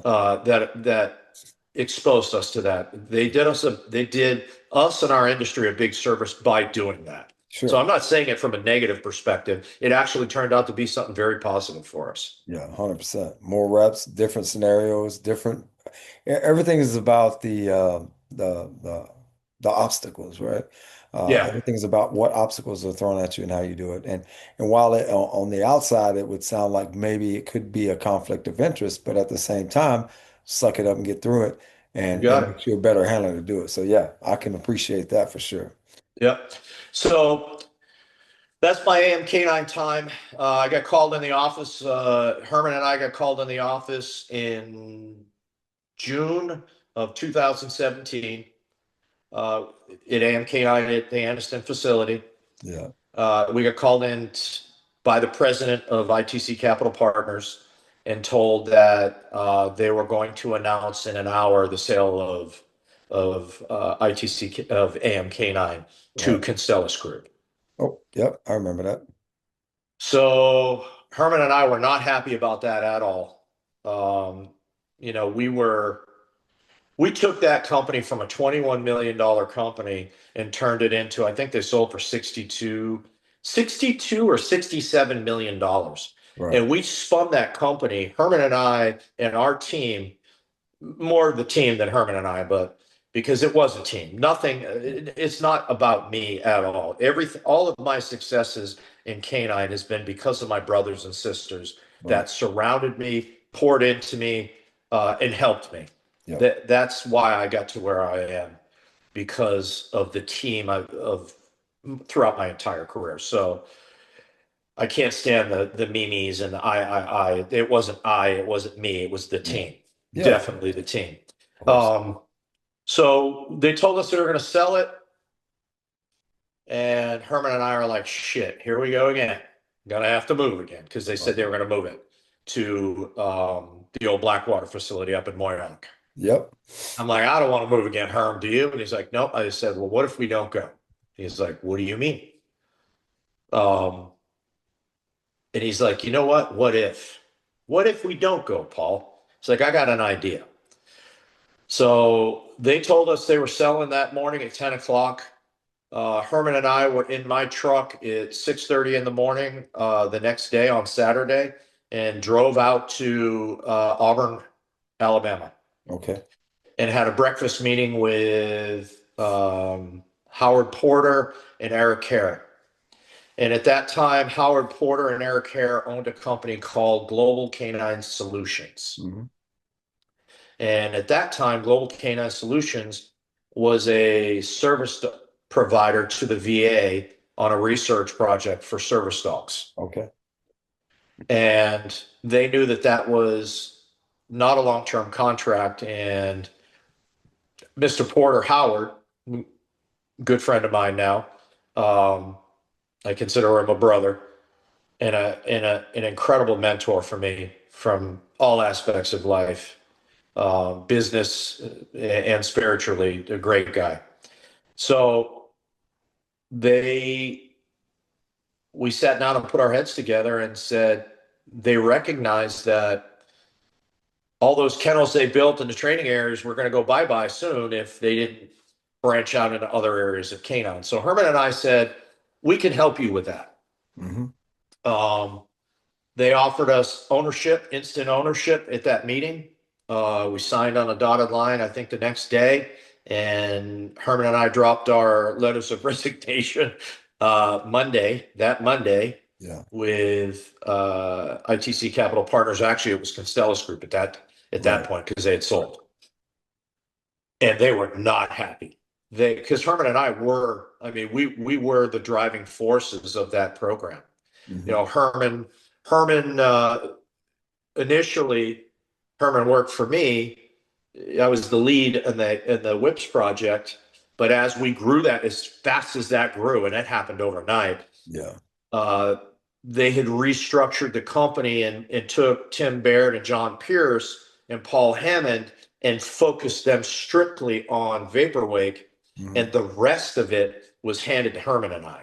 So Right. they were talking about, Paul, we want you to be the director of K9 training. And I said, mm-mm, Yeah. that is not for, you do not want me in the office. Right. You don't want me sitting in those boardroom meetings. Trust me, because I'm Right. very direct and I was not polished at all in my career at that time. I'm not quite sure if I'm polished still, At but least you recognized it, man. yeah, You know? I said, Herman's the guy for that. Yeah.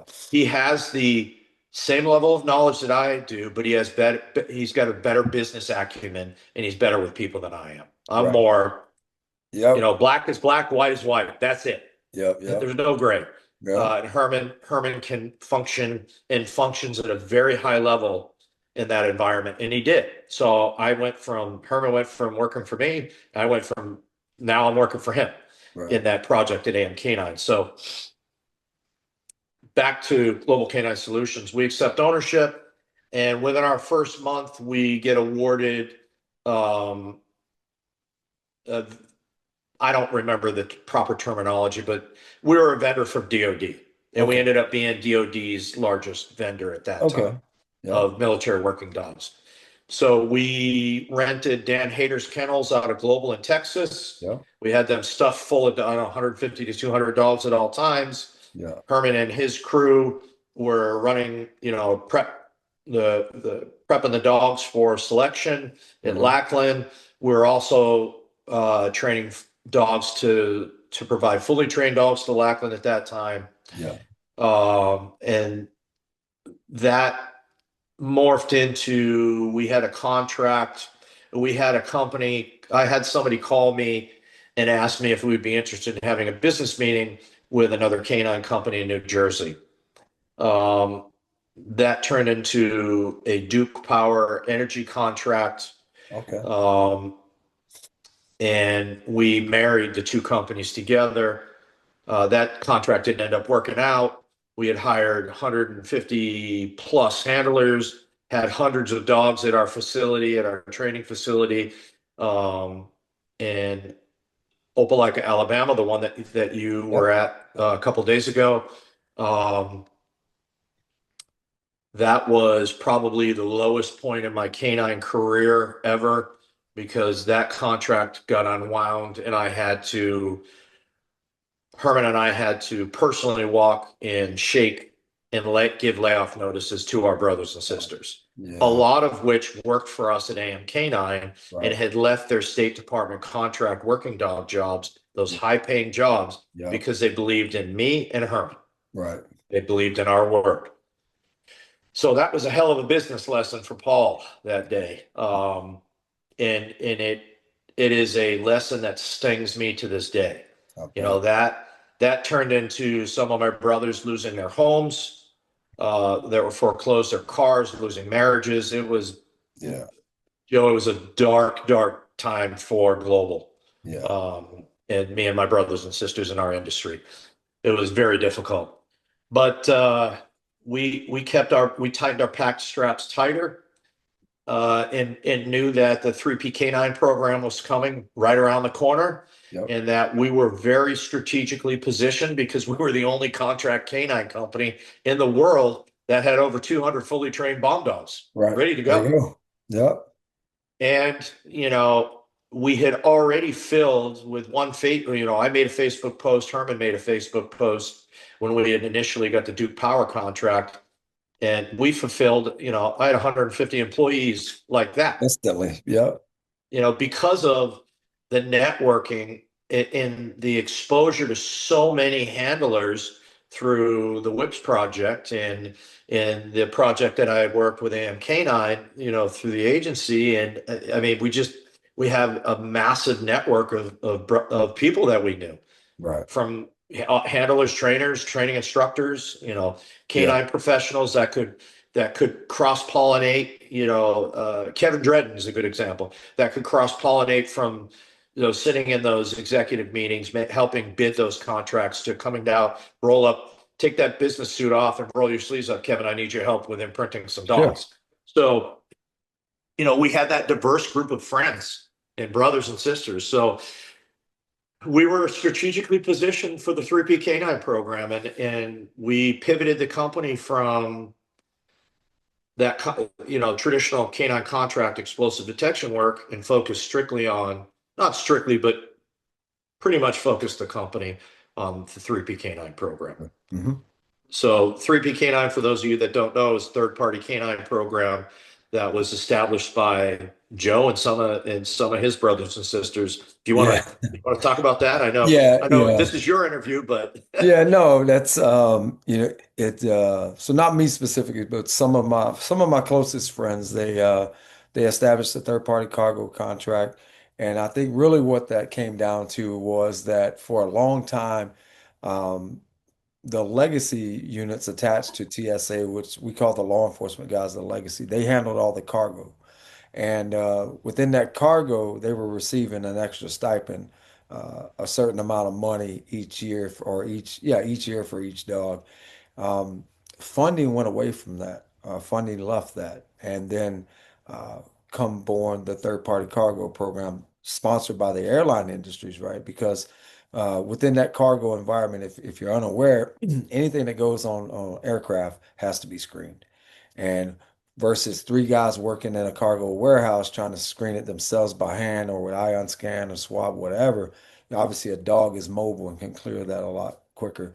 So what that did is opened up that area. It opened up that arena for contract teams to come and do it. But TSA did not have enough dog teams to do that. And I think today, I could be a little off on the numbers, but I think the third party cargo program is as big, if not bigger, than the TSA program itself. So, yeah, um, Brian Thayer, a couple other guys up in TSA John crossed over. Reynolds, Yeah, John Reynolds, John Gurnott, Willette, Willette Crit, yeah, Russ Mental. Bill, yeah, yeah, Yeah, all those guys, and I think Noah Burnett was in the early stages of that too.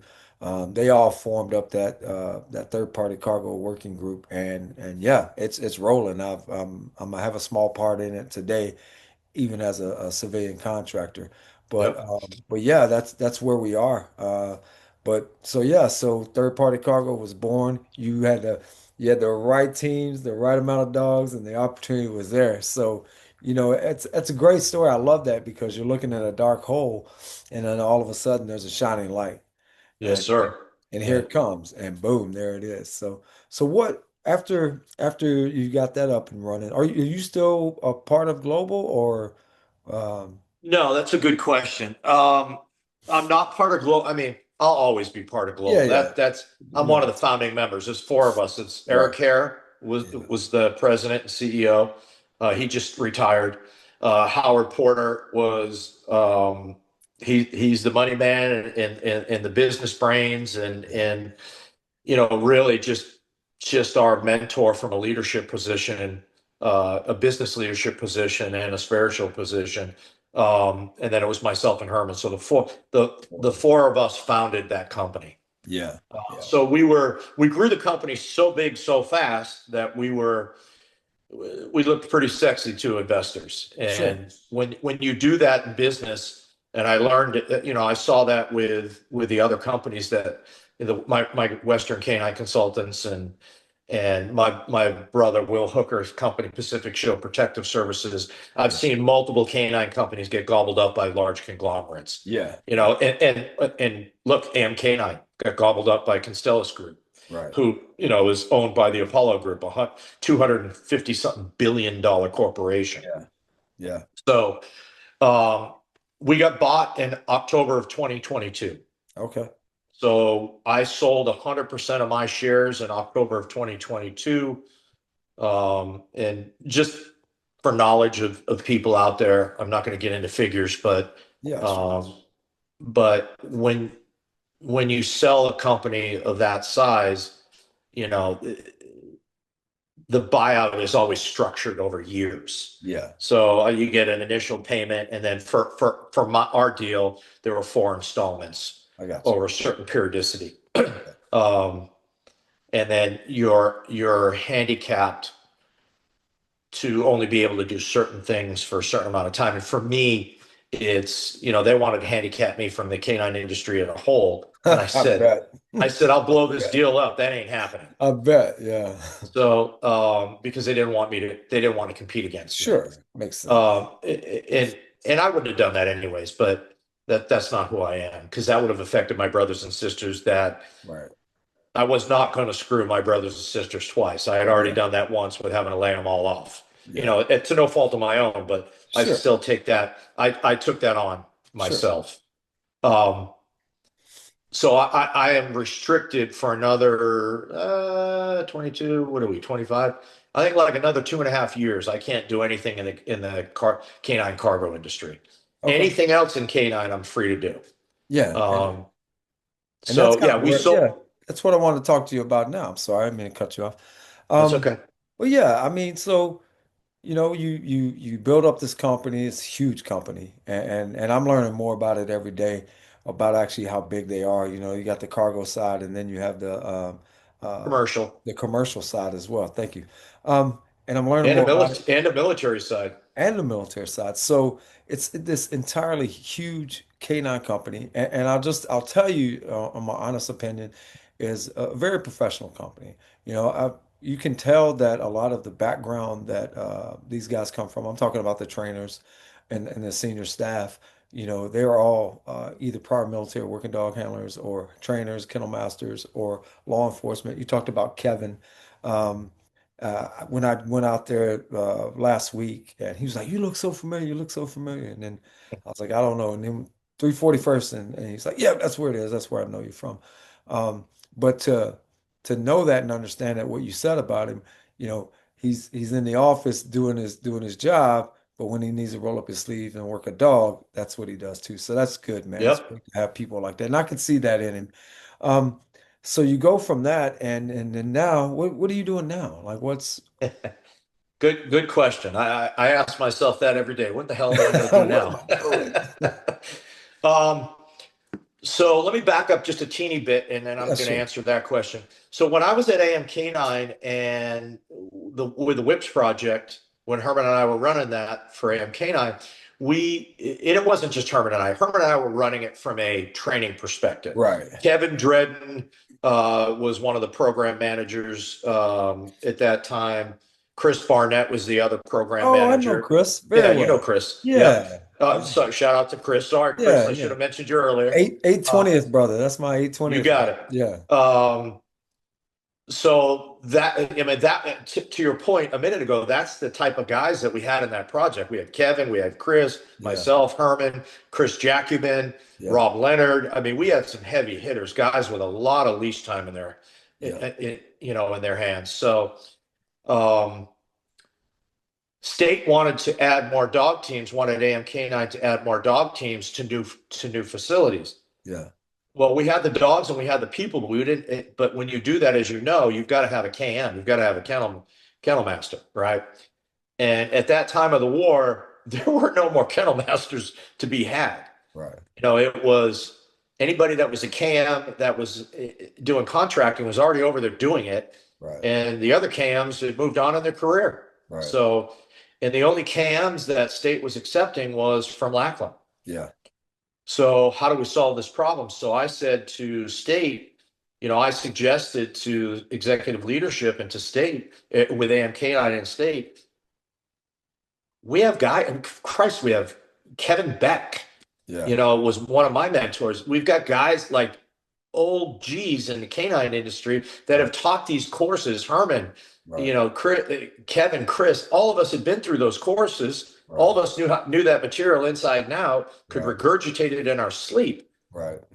Why can't we put a CAM course on here Right. utilizing Lackland's course material, Right. tweak it to State Department needs, and then have it certified by a third-party police canine association. Right. I said, if we can get all of that done, would you accept that, state? And they said yes.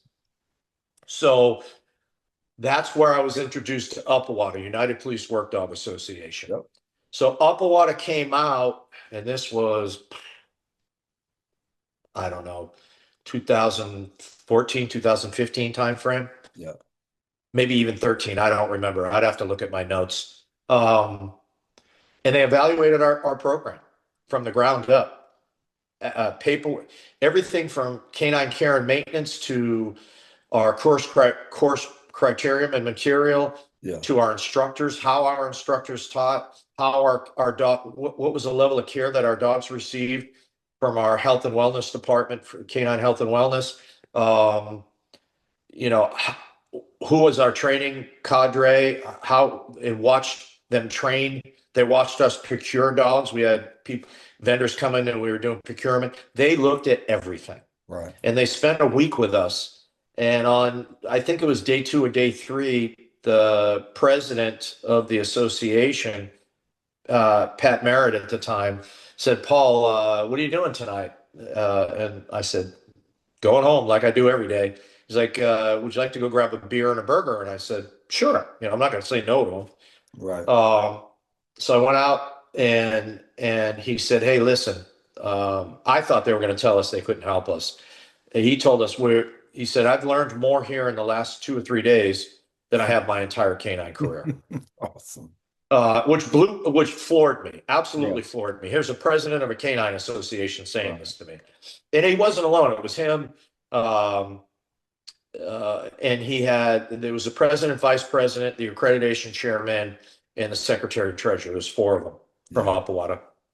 And he said, we're blown away. We're very impressed, and we're going to do everything we can to help you guys, get this done for State Department. Right. And I said, that was a load off of my mind. And he said, the next thing is, we want to bring you on as a master trainer. And I said, well, it's funny you say that, because that's been a pet peeve of mine my entire career. Right. Because I wasn't at that time sworn law enforcement. Right. I could not be a trainer or a master trainer with any of the police canine associations. Right.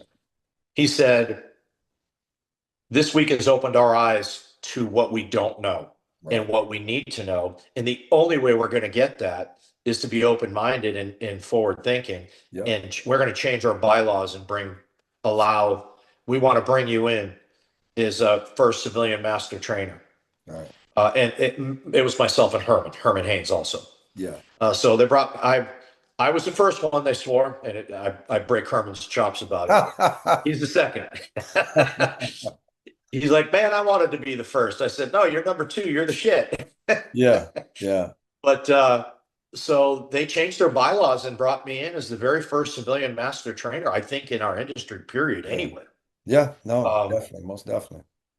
And so back to your question a bit ago, what am I doing now? So they brought me in. I went to the first nationals. I got voted on as the accreditation chairman or the accreditation board, like within months of me coming into the association.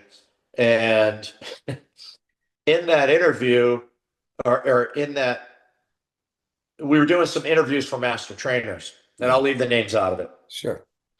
So they hand me a stack of resumes to look at, and it happened to be a young lady that was coming that wanted to be an MT in our association. I'm reading her resume. I'm like, I know her. Yeah. From California. I said, this resume is a lie. It's fake. Right. Like, well, what do you mean? I said, it says here she was a deputy sheriff with Orange County Sheriff's Department, and that she was a bomb tech / canine handler with them. Yeah. I said, she wasn't. She was a dog handler for Disneyland. I know her. Right. So they were like, what the hell? Because she had been there all week. I hadn't seen her. She got there actually a few days before the nationals started. So she was helping some of the departments do some train ups. And she was a capable young lady, don't get me wrong. She Yeah. had some knowledge to her, but she had lied on her resume. Right. And this is an association that was started in North Carolina. So you get somebody in California trying to get into a North Carolina based police canine association. Right. And they didn't know any better. They did the best they could to vet it. So they very quickly saw my value because I had national reach within Right. our industry, and I was, pretty much usually 2 to 3 phone calls at most Sure. away from getting the 411 on anybody and anything in our industry. Right. So that kind of solidified me into the association, my background, my knowledge that they had already seen, and Yeah. now my reach nationally, with knowing pretty much, within a few phone calls, knowing everybody. Sure. Like what do they call it? The Kevin Bacon game, right? The two Yeah, degrees of separation. Yeah, you you're got absolutely it. right. If I don't know You you, got it. I'm gonna call two people, and if they don't know you, you're not the person I'm looking for. Yeah. Right? Yeah, but in K9, it's about a half a degree of separation Yeah, you're right. because we are one big incestuous family. That is right. Amen to We're all that. stepbrothers and stepsisters. So what I'm doing now is, so I sold Global, um, moved from California back to Alabama to be with my son, to be part of I've got 3 boys. I have a 30-year-old son, Chase, who worked for me at Global. Yeah. Uh, Poor kid, I drug him through the canine industry his entire life.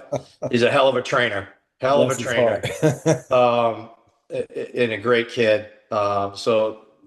He's 30 now. He lives in Montana. He's out of the canine industry. He's smart. He got the hell You out. got out, right? And I have a 22-year-old son, Gavin, who's at University of South Alabama, finishing up his engineering degree.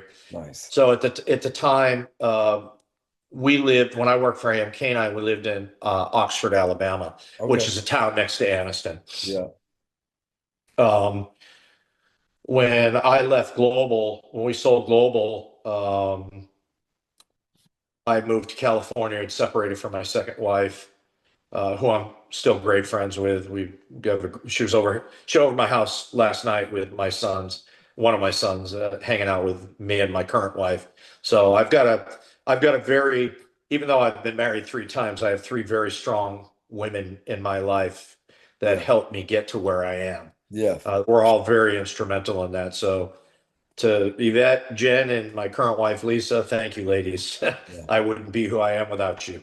Amen to Um, that. yep, yep, amen to that.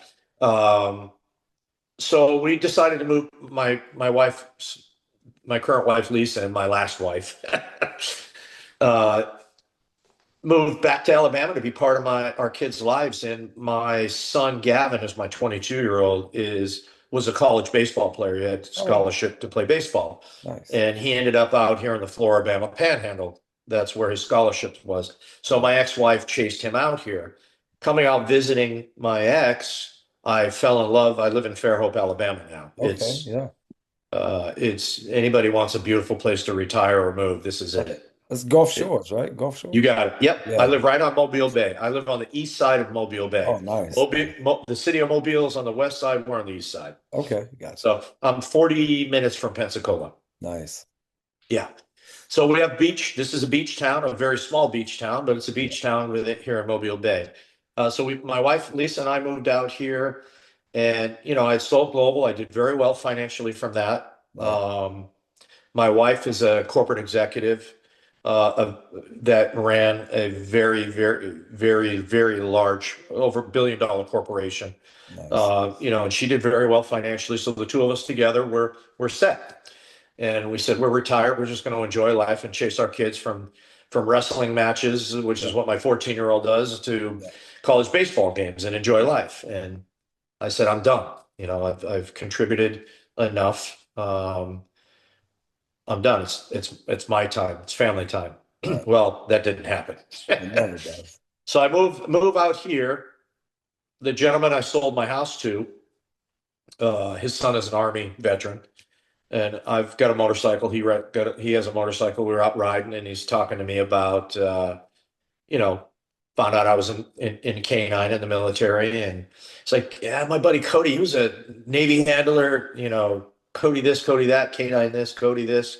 And I said, is his last name Aloy? And he goes, yeah. How, you know Cody? I said, yeah, Cody worked for me in the Whips project. I Yeah. was his trainer for right before he went to Iraq. And he's like, you got to be kidding me. I said, he goes, you know, Cody lives in Fairhope. I said, what? Wow. Which is the town I live in now. Yeah. So Chris put Cody and I back in contact with each other. Called Cody. I went to lunch with him, I think the next day. And Cody has moved on from the K9 career. Well, kind of moved on. He finished his degree and got a degree in program management and is the program manager for the Mobile Bay National Estuary Program. Okay. So they help protect all the bodies of water, Yeah. whether it be streams, lakes, ponds, or Mobile Bay or the Gulf of America. Right. They help monitor and they come up with innovative solutions to uh, pollution issues. Okay. And they help build those. They are kind of like a stopgap. They are funded by the EPA, so they are not a regulatory organization. They are a how do we fix a problem and how do we bring partners together to fix these environmental issues. Kind of like So conservationists then. that's exactly it. Yeah. So I went to lunch with Cody. He's like, man, I'm so glad you're here. I need your help. And I said, uh, I don't have my checkbook with me. I can't help you. Right. He laughed. He said, no, I got a project, a research project that you're the perfect person for it. Right. He's like, I had talked to a bunch of other people and nobody wants to do this, or they wanted to do it and threw prices at me that we don't have the funding to support. Right. I said, what do you got? He said, I want to do a proof of concept to prove that dogs can detect E. coli in water Right. and some other bad things. I said, okay. And at the time, or I still have them. I had a 2-year-old, or actually 3-year-old Belgian Malinois Hmm. that wasn't doing anything with other than just being a pet. Right. Um, I was getting ready to put him on explosives, um, just for something to do with him. Right. You know, I still like to play with that stuff. So luckily, Cody met me at the right time, and I hadn't done that with the dog yet. So I had a green dog, perfect candidate, Sure. that I had already selected to do odor work with, and I accepted the contract. They sole sourced the contract to me, and we have spent the last. Um, I mean, actually, this afternoon I have to go to the state capital of Alabama and do a presentation for Alabama Department of Environmental Management for their executive leadership. They're gonna so we proved that dogs can do it. Sure. So I trained a dog to detect human fecal matter only with E. coli at regulatory levels only, Oh, wow. which doesn't sound, it's interesting, but the complexities of that were astronomical. So I told Cody, if I accept this, it's got to be a heavily scientific based project. If the science isn't there, I don't want anything to do with it. Right. You know, and I've done, and I skipped this. There, in my career, I've done a few canine scientific research projects. I Okay. did a classified project with, have you ever heard the name Dr. Michelle Mon? That Dr. sounds, I Mon, she works for Department of Defense or Department of the Army at the Edgewood Chem Bionuclear and Explosives Facility in Maryland. think that name rings a bell. Yeah, so I did a research project with Dr. Mon. Um, uh, and I've done some stuff with Auburn also, and some other academias in throughout my canine career. Um, so I accepted the contract, this research project. We proved that the dog, I trained him to only alert to human fecal matter with with the bugs Sure. that they want to make sure don't get into our waterways, and only at regulatory levels. So we went through the first phase of the project, proved the dogs could detect it. Then we went into an LOD phase, a limit of detection phase. They wanted to see how low could a dog actually detect down to. Okay. And for my brothers and sisters that have never done projects like this, I can tell you that dogs have the ability, properly selected working dog breeds that we all typically see, the labs, the mals, the shepherds, Right. um, the spaniels, they have the ability to detect down to 10 to the negative 15th power, Right. which is 1 parts per quadrillionth. Yeah. And I personally believe they can go much lower than that, but that's as low as the lab equipment could go in the studies that I've personally been part of. Okay. So that's coming from my personal firsthand knowledge of what I've actually seen Yeah. dogs capable of detecting, and across multiple research projects that I've done. So we proved the dog could do it. We proved how low they were doing it, and now I got to recalibrate him back within regulatory ranges, Gotcha. which is 10 to the negative 3. Right. So I took the dog way down and then had to take him all the way back. All the way back up. Yeah. And I had to get him to, be successful in his test and assessment by the Dauphin Island Sea Lab, which was all very famous environmental Yeah. scientists. We did a test and assessment, or they did a test and assessment of me and the dog, and I'll get into that. It was pretty interesting. It was the toughest one I've ever done. Right. It made what the guys at the CBC did to me look like nothing. So we talk about distractors in our industry, but there's really three terms: probes, controls, and distractors. Mhm. Are the three things that you need to be implementing in your canine training program, regardless of what your target odor is. So I'll give you an example of a probe for me Yeah. in this research project that I'm currently doing. A probe would be so in this region, there's a lot of farms. So Yeah. cow fecal matter and water at the right temperature with the right amount of sunlight turns into E. coli and Okay. some other dangerous stuff, right? Well, we can't adjudicate against cows, so Right. he's not allowed to alert to that. Right. So in my test and assessment, they had 3 scent wheels, 6 arms per wheel. I had to take the dog out, and the part of this project was they wanted that dog to work 100% independently. So I couldn't put a leash on him. I couldn't do presentations, Yeah. none of it. They wanted to take the clever Hans effect completely out of Gotcha. the data that they needed to collect. And that was me teaching them that's what they wanted. You Yes. don't want, I said, whether you select me as your contractor or another company, you've got to find a contractor that is going to take themselves out of the search part of what the dog is doing and Yeah. out of the final response package. You don't want the handler rewarding. Right. So I trained my dog to completely independently search scent wheels or whatever I target him at. And I am not part of the reward package. It's all remote reward system. I'm using Okay. treat and train machines and remote ball reward machines. He Okay. doesn't look to me. I have no value to my dog other than I'm Yeah. the Yeah. knucklehead that drives him You give them a to ride to work. work. That's it. I give him a ride. Yeah, and I point him in the direction of the area Yeah. he's got to search. That's it. So, um, so in our test and assessment, 3 scent wheels with walls in between each one, all in one room. I was allowed, obviously, I was in the room, and I was allowed to sit in a chair with a roller chair. Mhm. And I would have to go in there. They would make up the scent wheels with the probes, controls, and distractors. Mhm. I would go, and they had me isolated, and they had an evaluator watching me. They Mhm. wanted to make sure there was no way I was cheating, Right. which was a smart idea because I am a canine guy. Yeah. Yeah. Yeah. Yeah. If you're not cheating, you're not trying hard enough. I'm looking So I'm around. kidding. I wouldn't have done that. Yeah. So they would bring me in the room.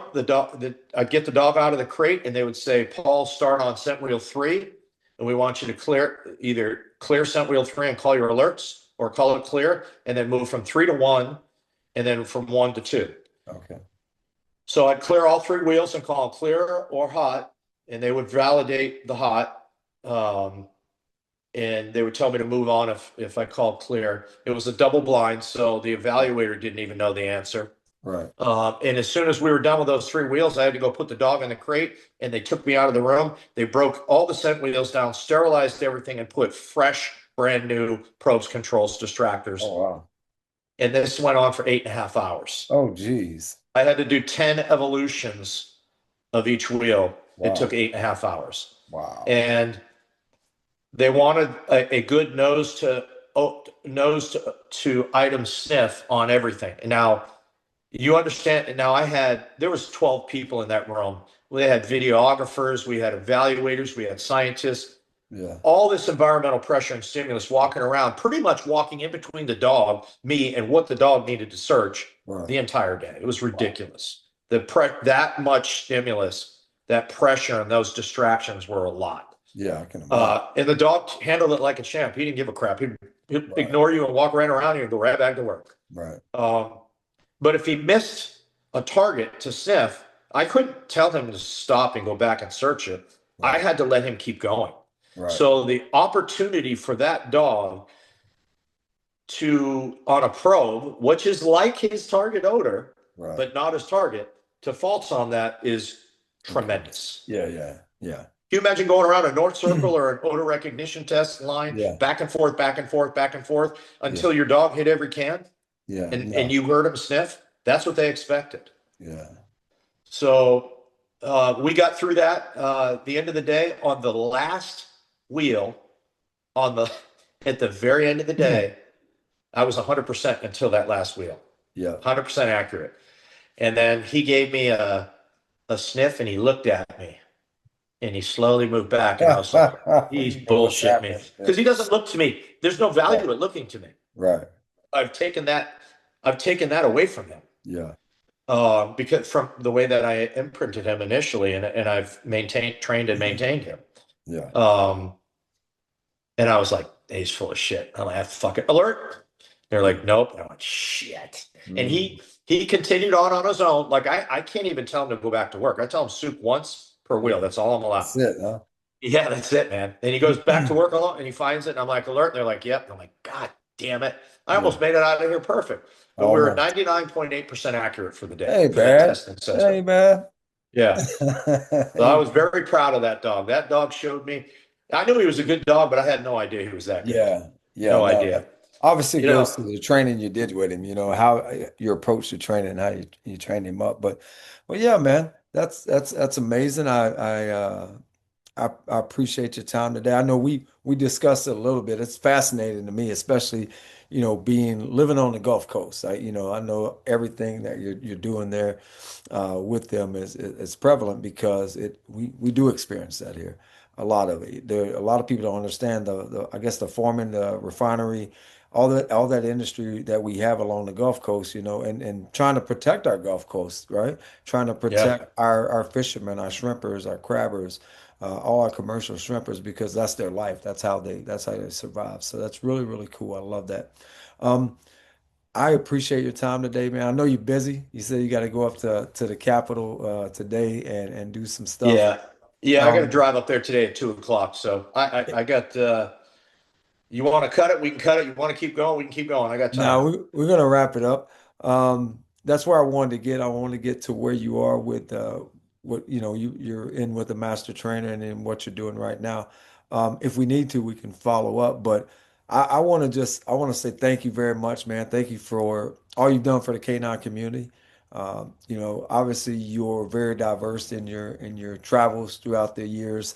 Um, and I appreciate the fact that you give back. And a lot of guys don't give back. A lot of guys cut K9 out and go, and they get away from it. But when I meet folks that have been in K9 for as long as you have, as long as I have, as long as some of our brothers and sisters have, it's not about it's about the community, and that's what it turns to. So I appreciate that. But I'll give you the last words here, man. That's it. Last words. Well, thank you, Jill, for having me on. It's been an honor and a pleasure for me to get to know you better. And happy birthday, by the way. I Thank know you. you can't edit that. I won't. Um, I guess my last words would be, spell dog backwards, God, right? That is the most pure, unconditional love I think any of us that have ever held a leash will ever feel. And Amen. that's not taken away from our wives and our children, Sure. but I think that that's truly unconditional love. And to honor that, I think that we need to do a better job, our brothers and sisters, of taking care of each other in this industry. Yeah. Do a better job at networking with each other, and not crossing the lines the wrong way. Keeping in the back of their mind, you know, what brought us together. Those pure creatures did. Yeah. Amen. Those pure creatures did. So try to bring a higher level of professionalism and honor into our industry Yeah. to pay homage and honor those four-legged creatures that have kept us safe and fed us for our entire careers. Yeah. 100%. So, always think about that. Don't get caught up in the hype, guys and, Yeah. and girls. In the we're all type A plus plus people in the dog world, Mhm. and we have no problem. We're the guys and girls that are walking to a kennel and getting an animal, a dog out that wants to eat us. Yeah. And we do that, and we don't think anything of it. Right. But we also eat each other up too much. And if I could leave anything with our family in this industry, is we got to get better, and we can do it. We just need to get better at treating each other better and networking better, Yeah. and keeping this industry as pure as possible. Beautifully said, man. There's enough for everybody to eat out here, you know? Abs- Look at, Joe, with the project that I'm doing, the only reason that I'm doing it is to pay it forward to our industry. Yeah. I'm going to the state capitol today. The state of Alabama is going to make it state law that canine, just like what the TSA did with third-party canine program, Yeah. that canines are an acceptable tool to use for wastewater screening. Yeah. This isn't just going to be wastewater, guys. This is turning into the food industry, the fishing industry, the oyster industry, and it's really opening the EPA and the FDA's eyes on the capabilities of dogs, which we already know. We see it every day. But that's my give back at the highest level that I think I can give, is to try to mentor, let's take care of each other better, but Yeah. let's also take care of our industry. John Pierce told me a long time ago, and John has been an incredible mentor to me at all aspects of my career and my personal life. John told me, Paul, if we take care of the dogs, if we do what's right for those dogs are going to take care of us and our family. Yeah. And that resonated with me, and I never forgot that. Yeah. So, and that's why I'm trying to pay that forward. I do take care of the dogs and the people that I've worked with and have worked for me.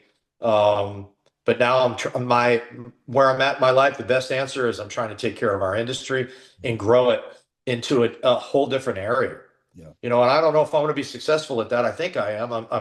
I'm pretty close right now. The state of Florida is accepted the use of dogs. The state of Alabama is, and I've got to go to DC and testify in front of Congress and the executive level of the EPA, and do a presentation and a demonstration of what dogs truly can provide to us, in that industry.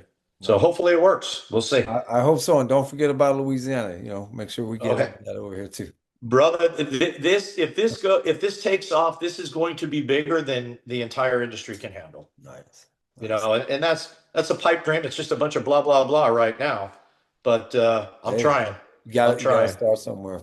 All right, my Yep. man. I appreciate you so much. Thank you again. It's always a pleasure talking with you. I always learn something every time I talk to you, so I appreciate that. And other than that, man, we'll see you next time. Take care, brother. All right, brother. Bye bye.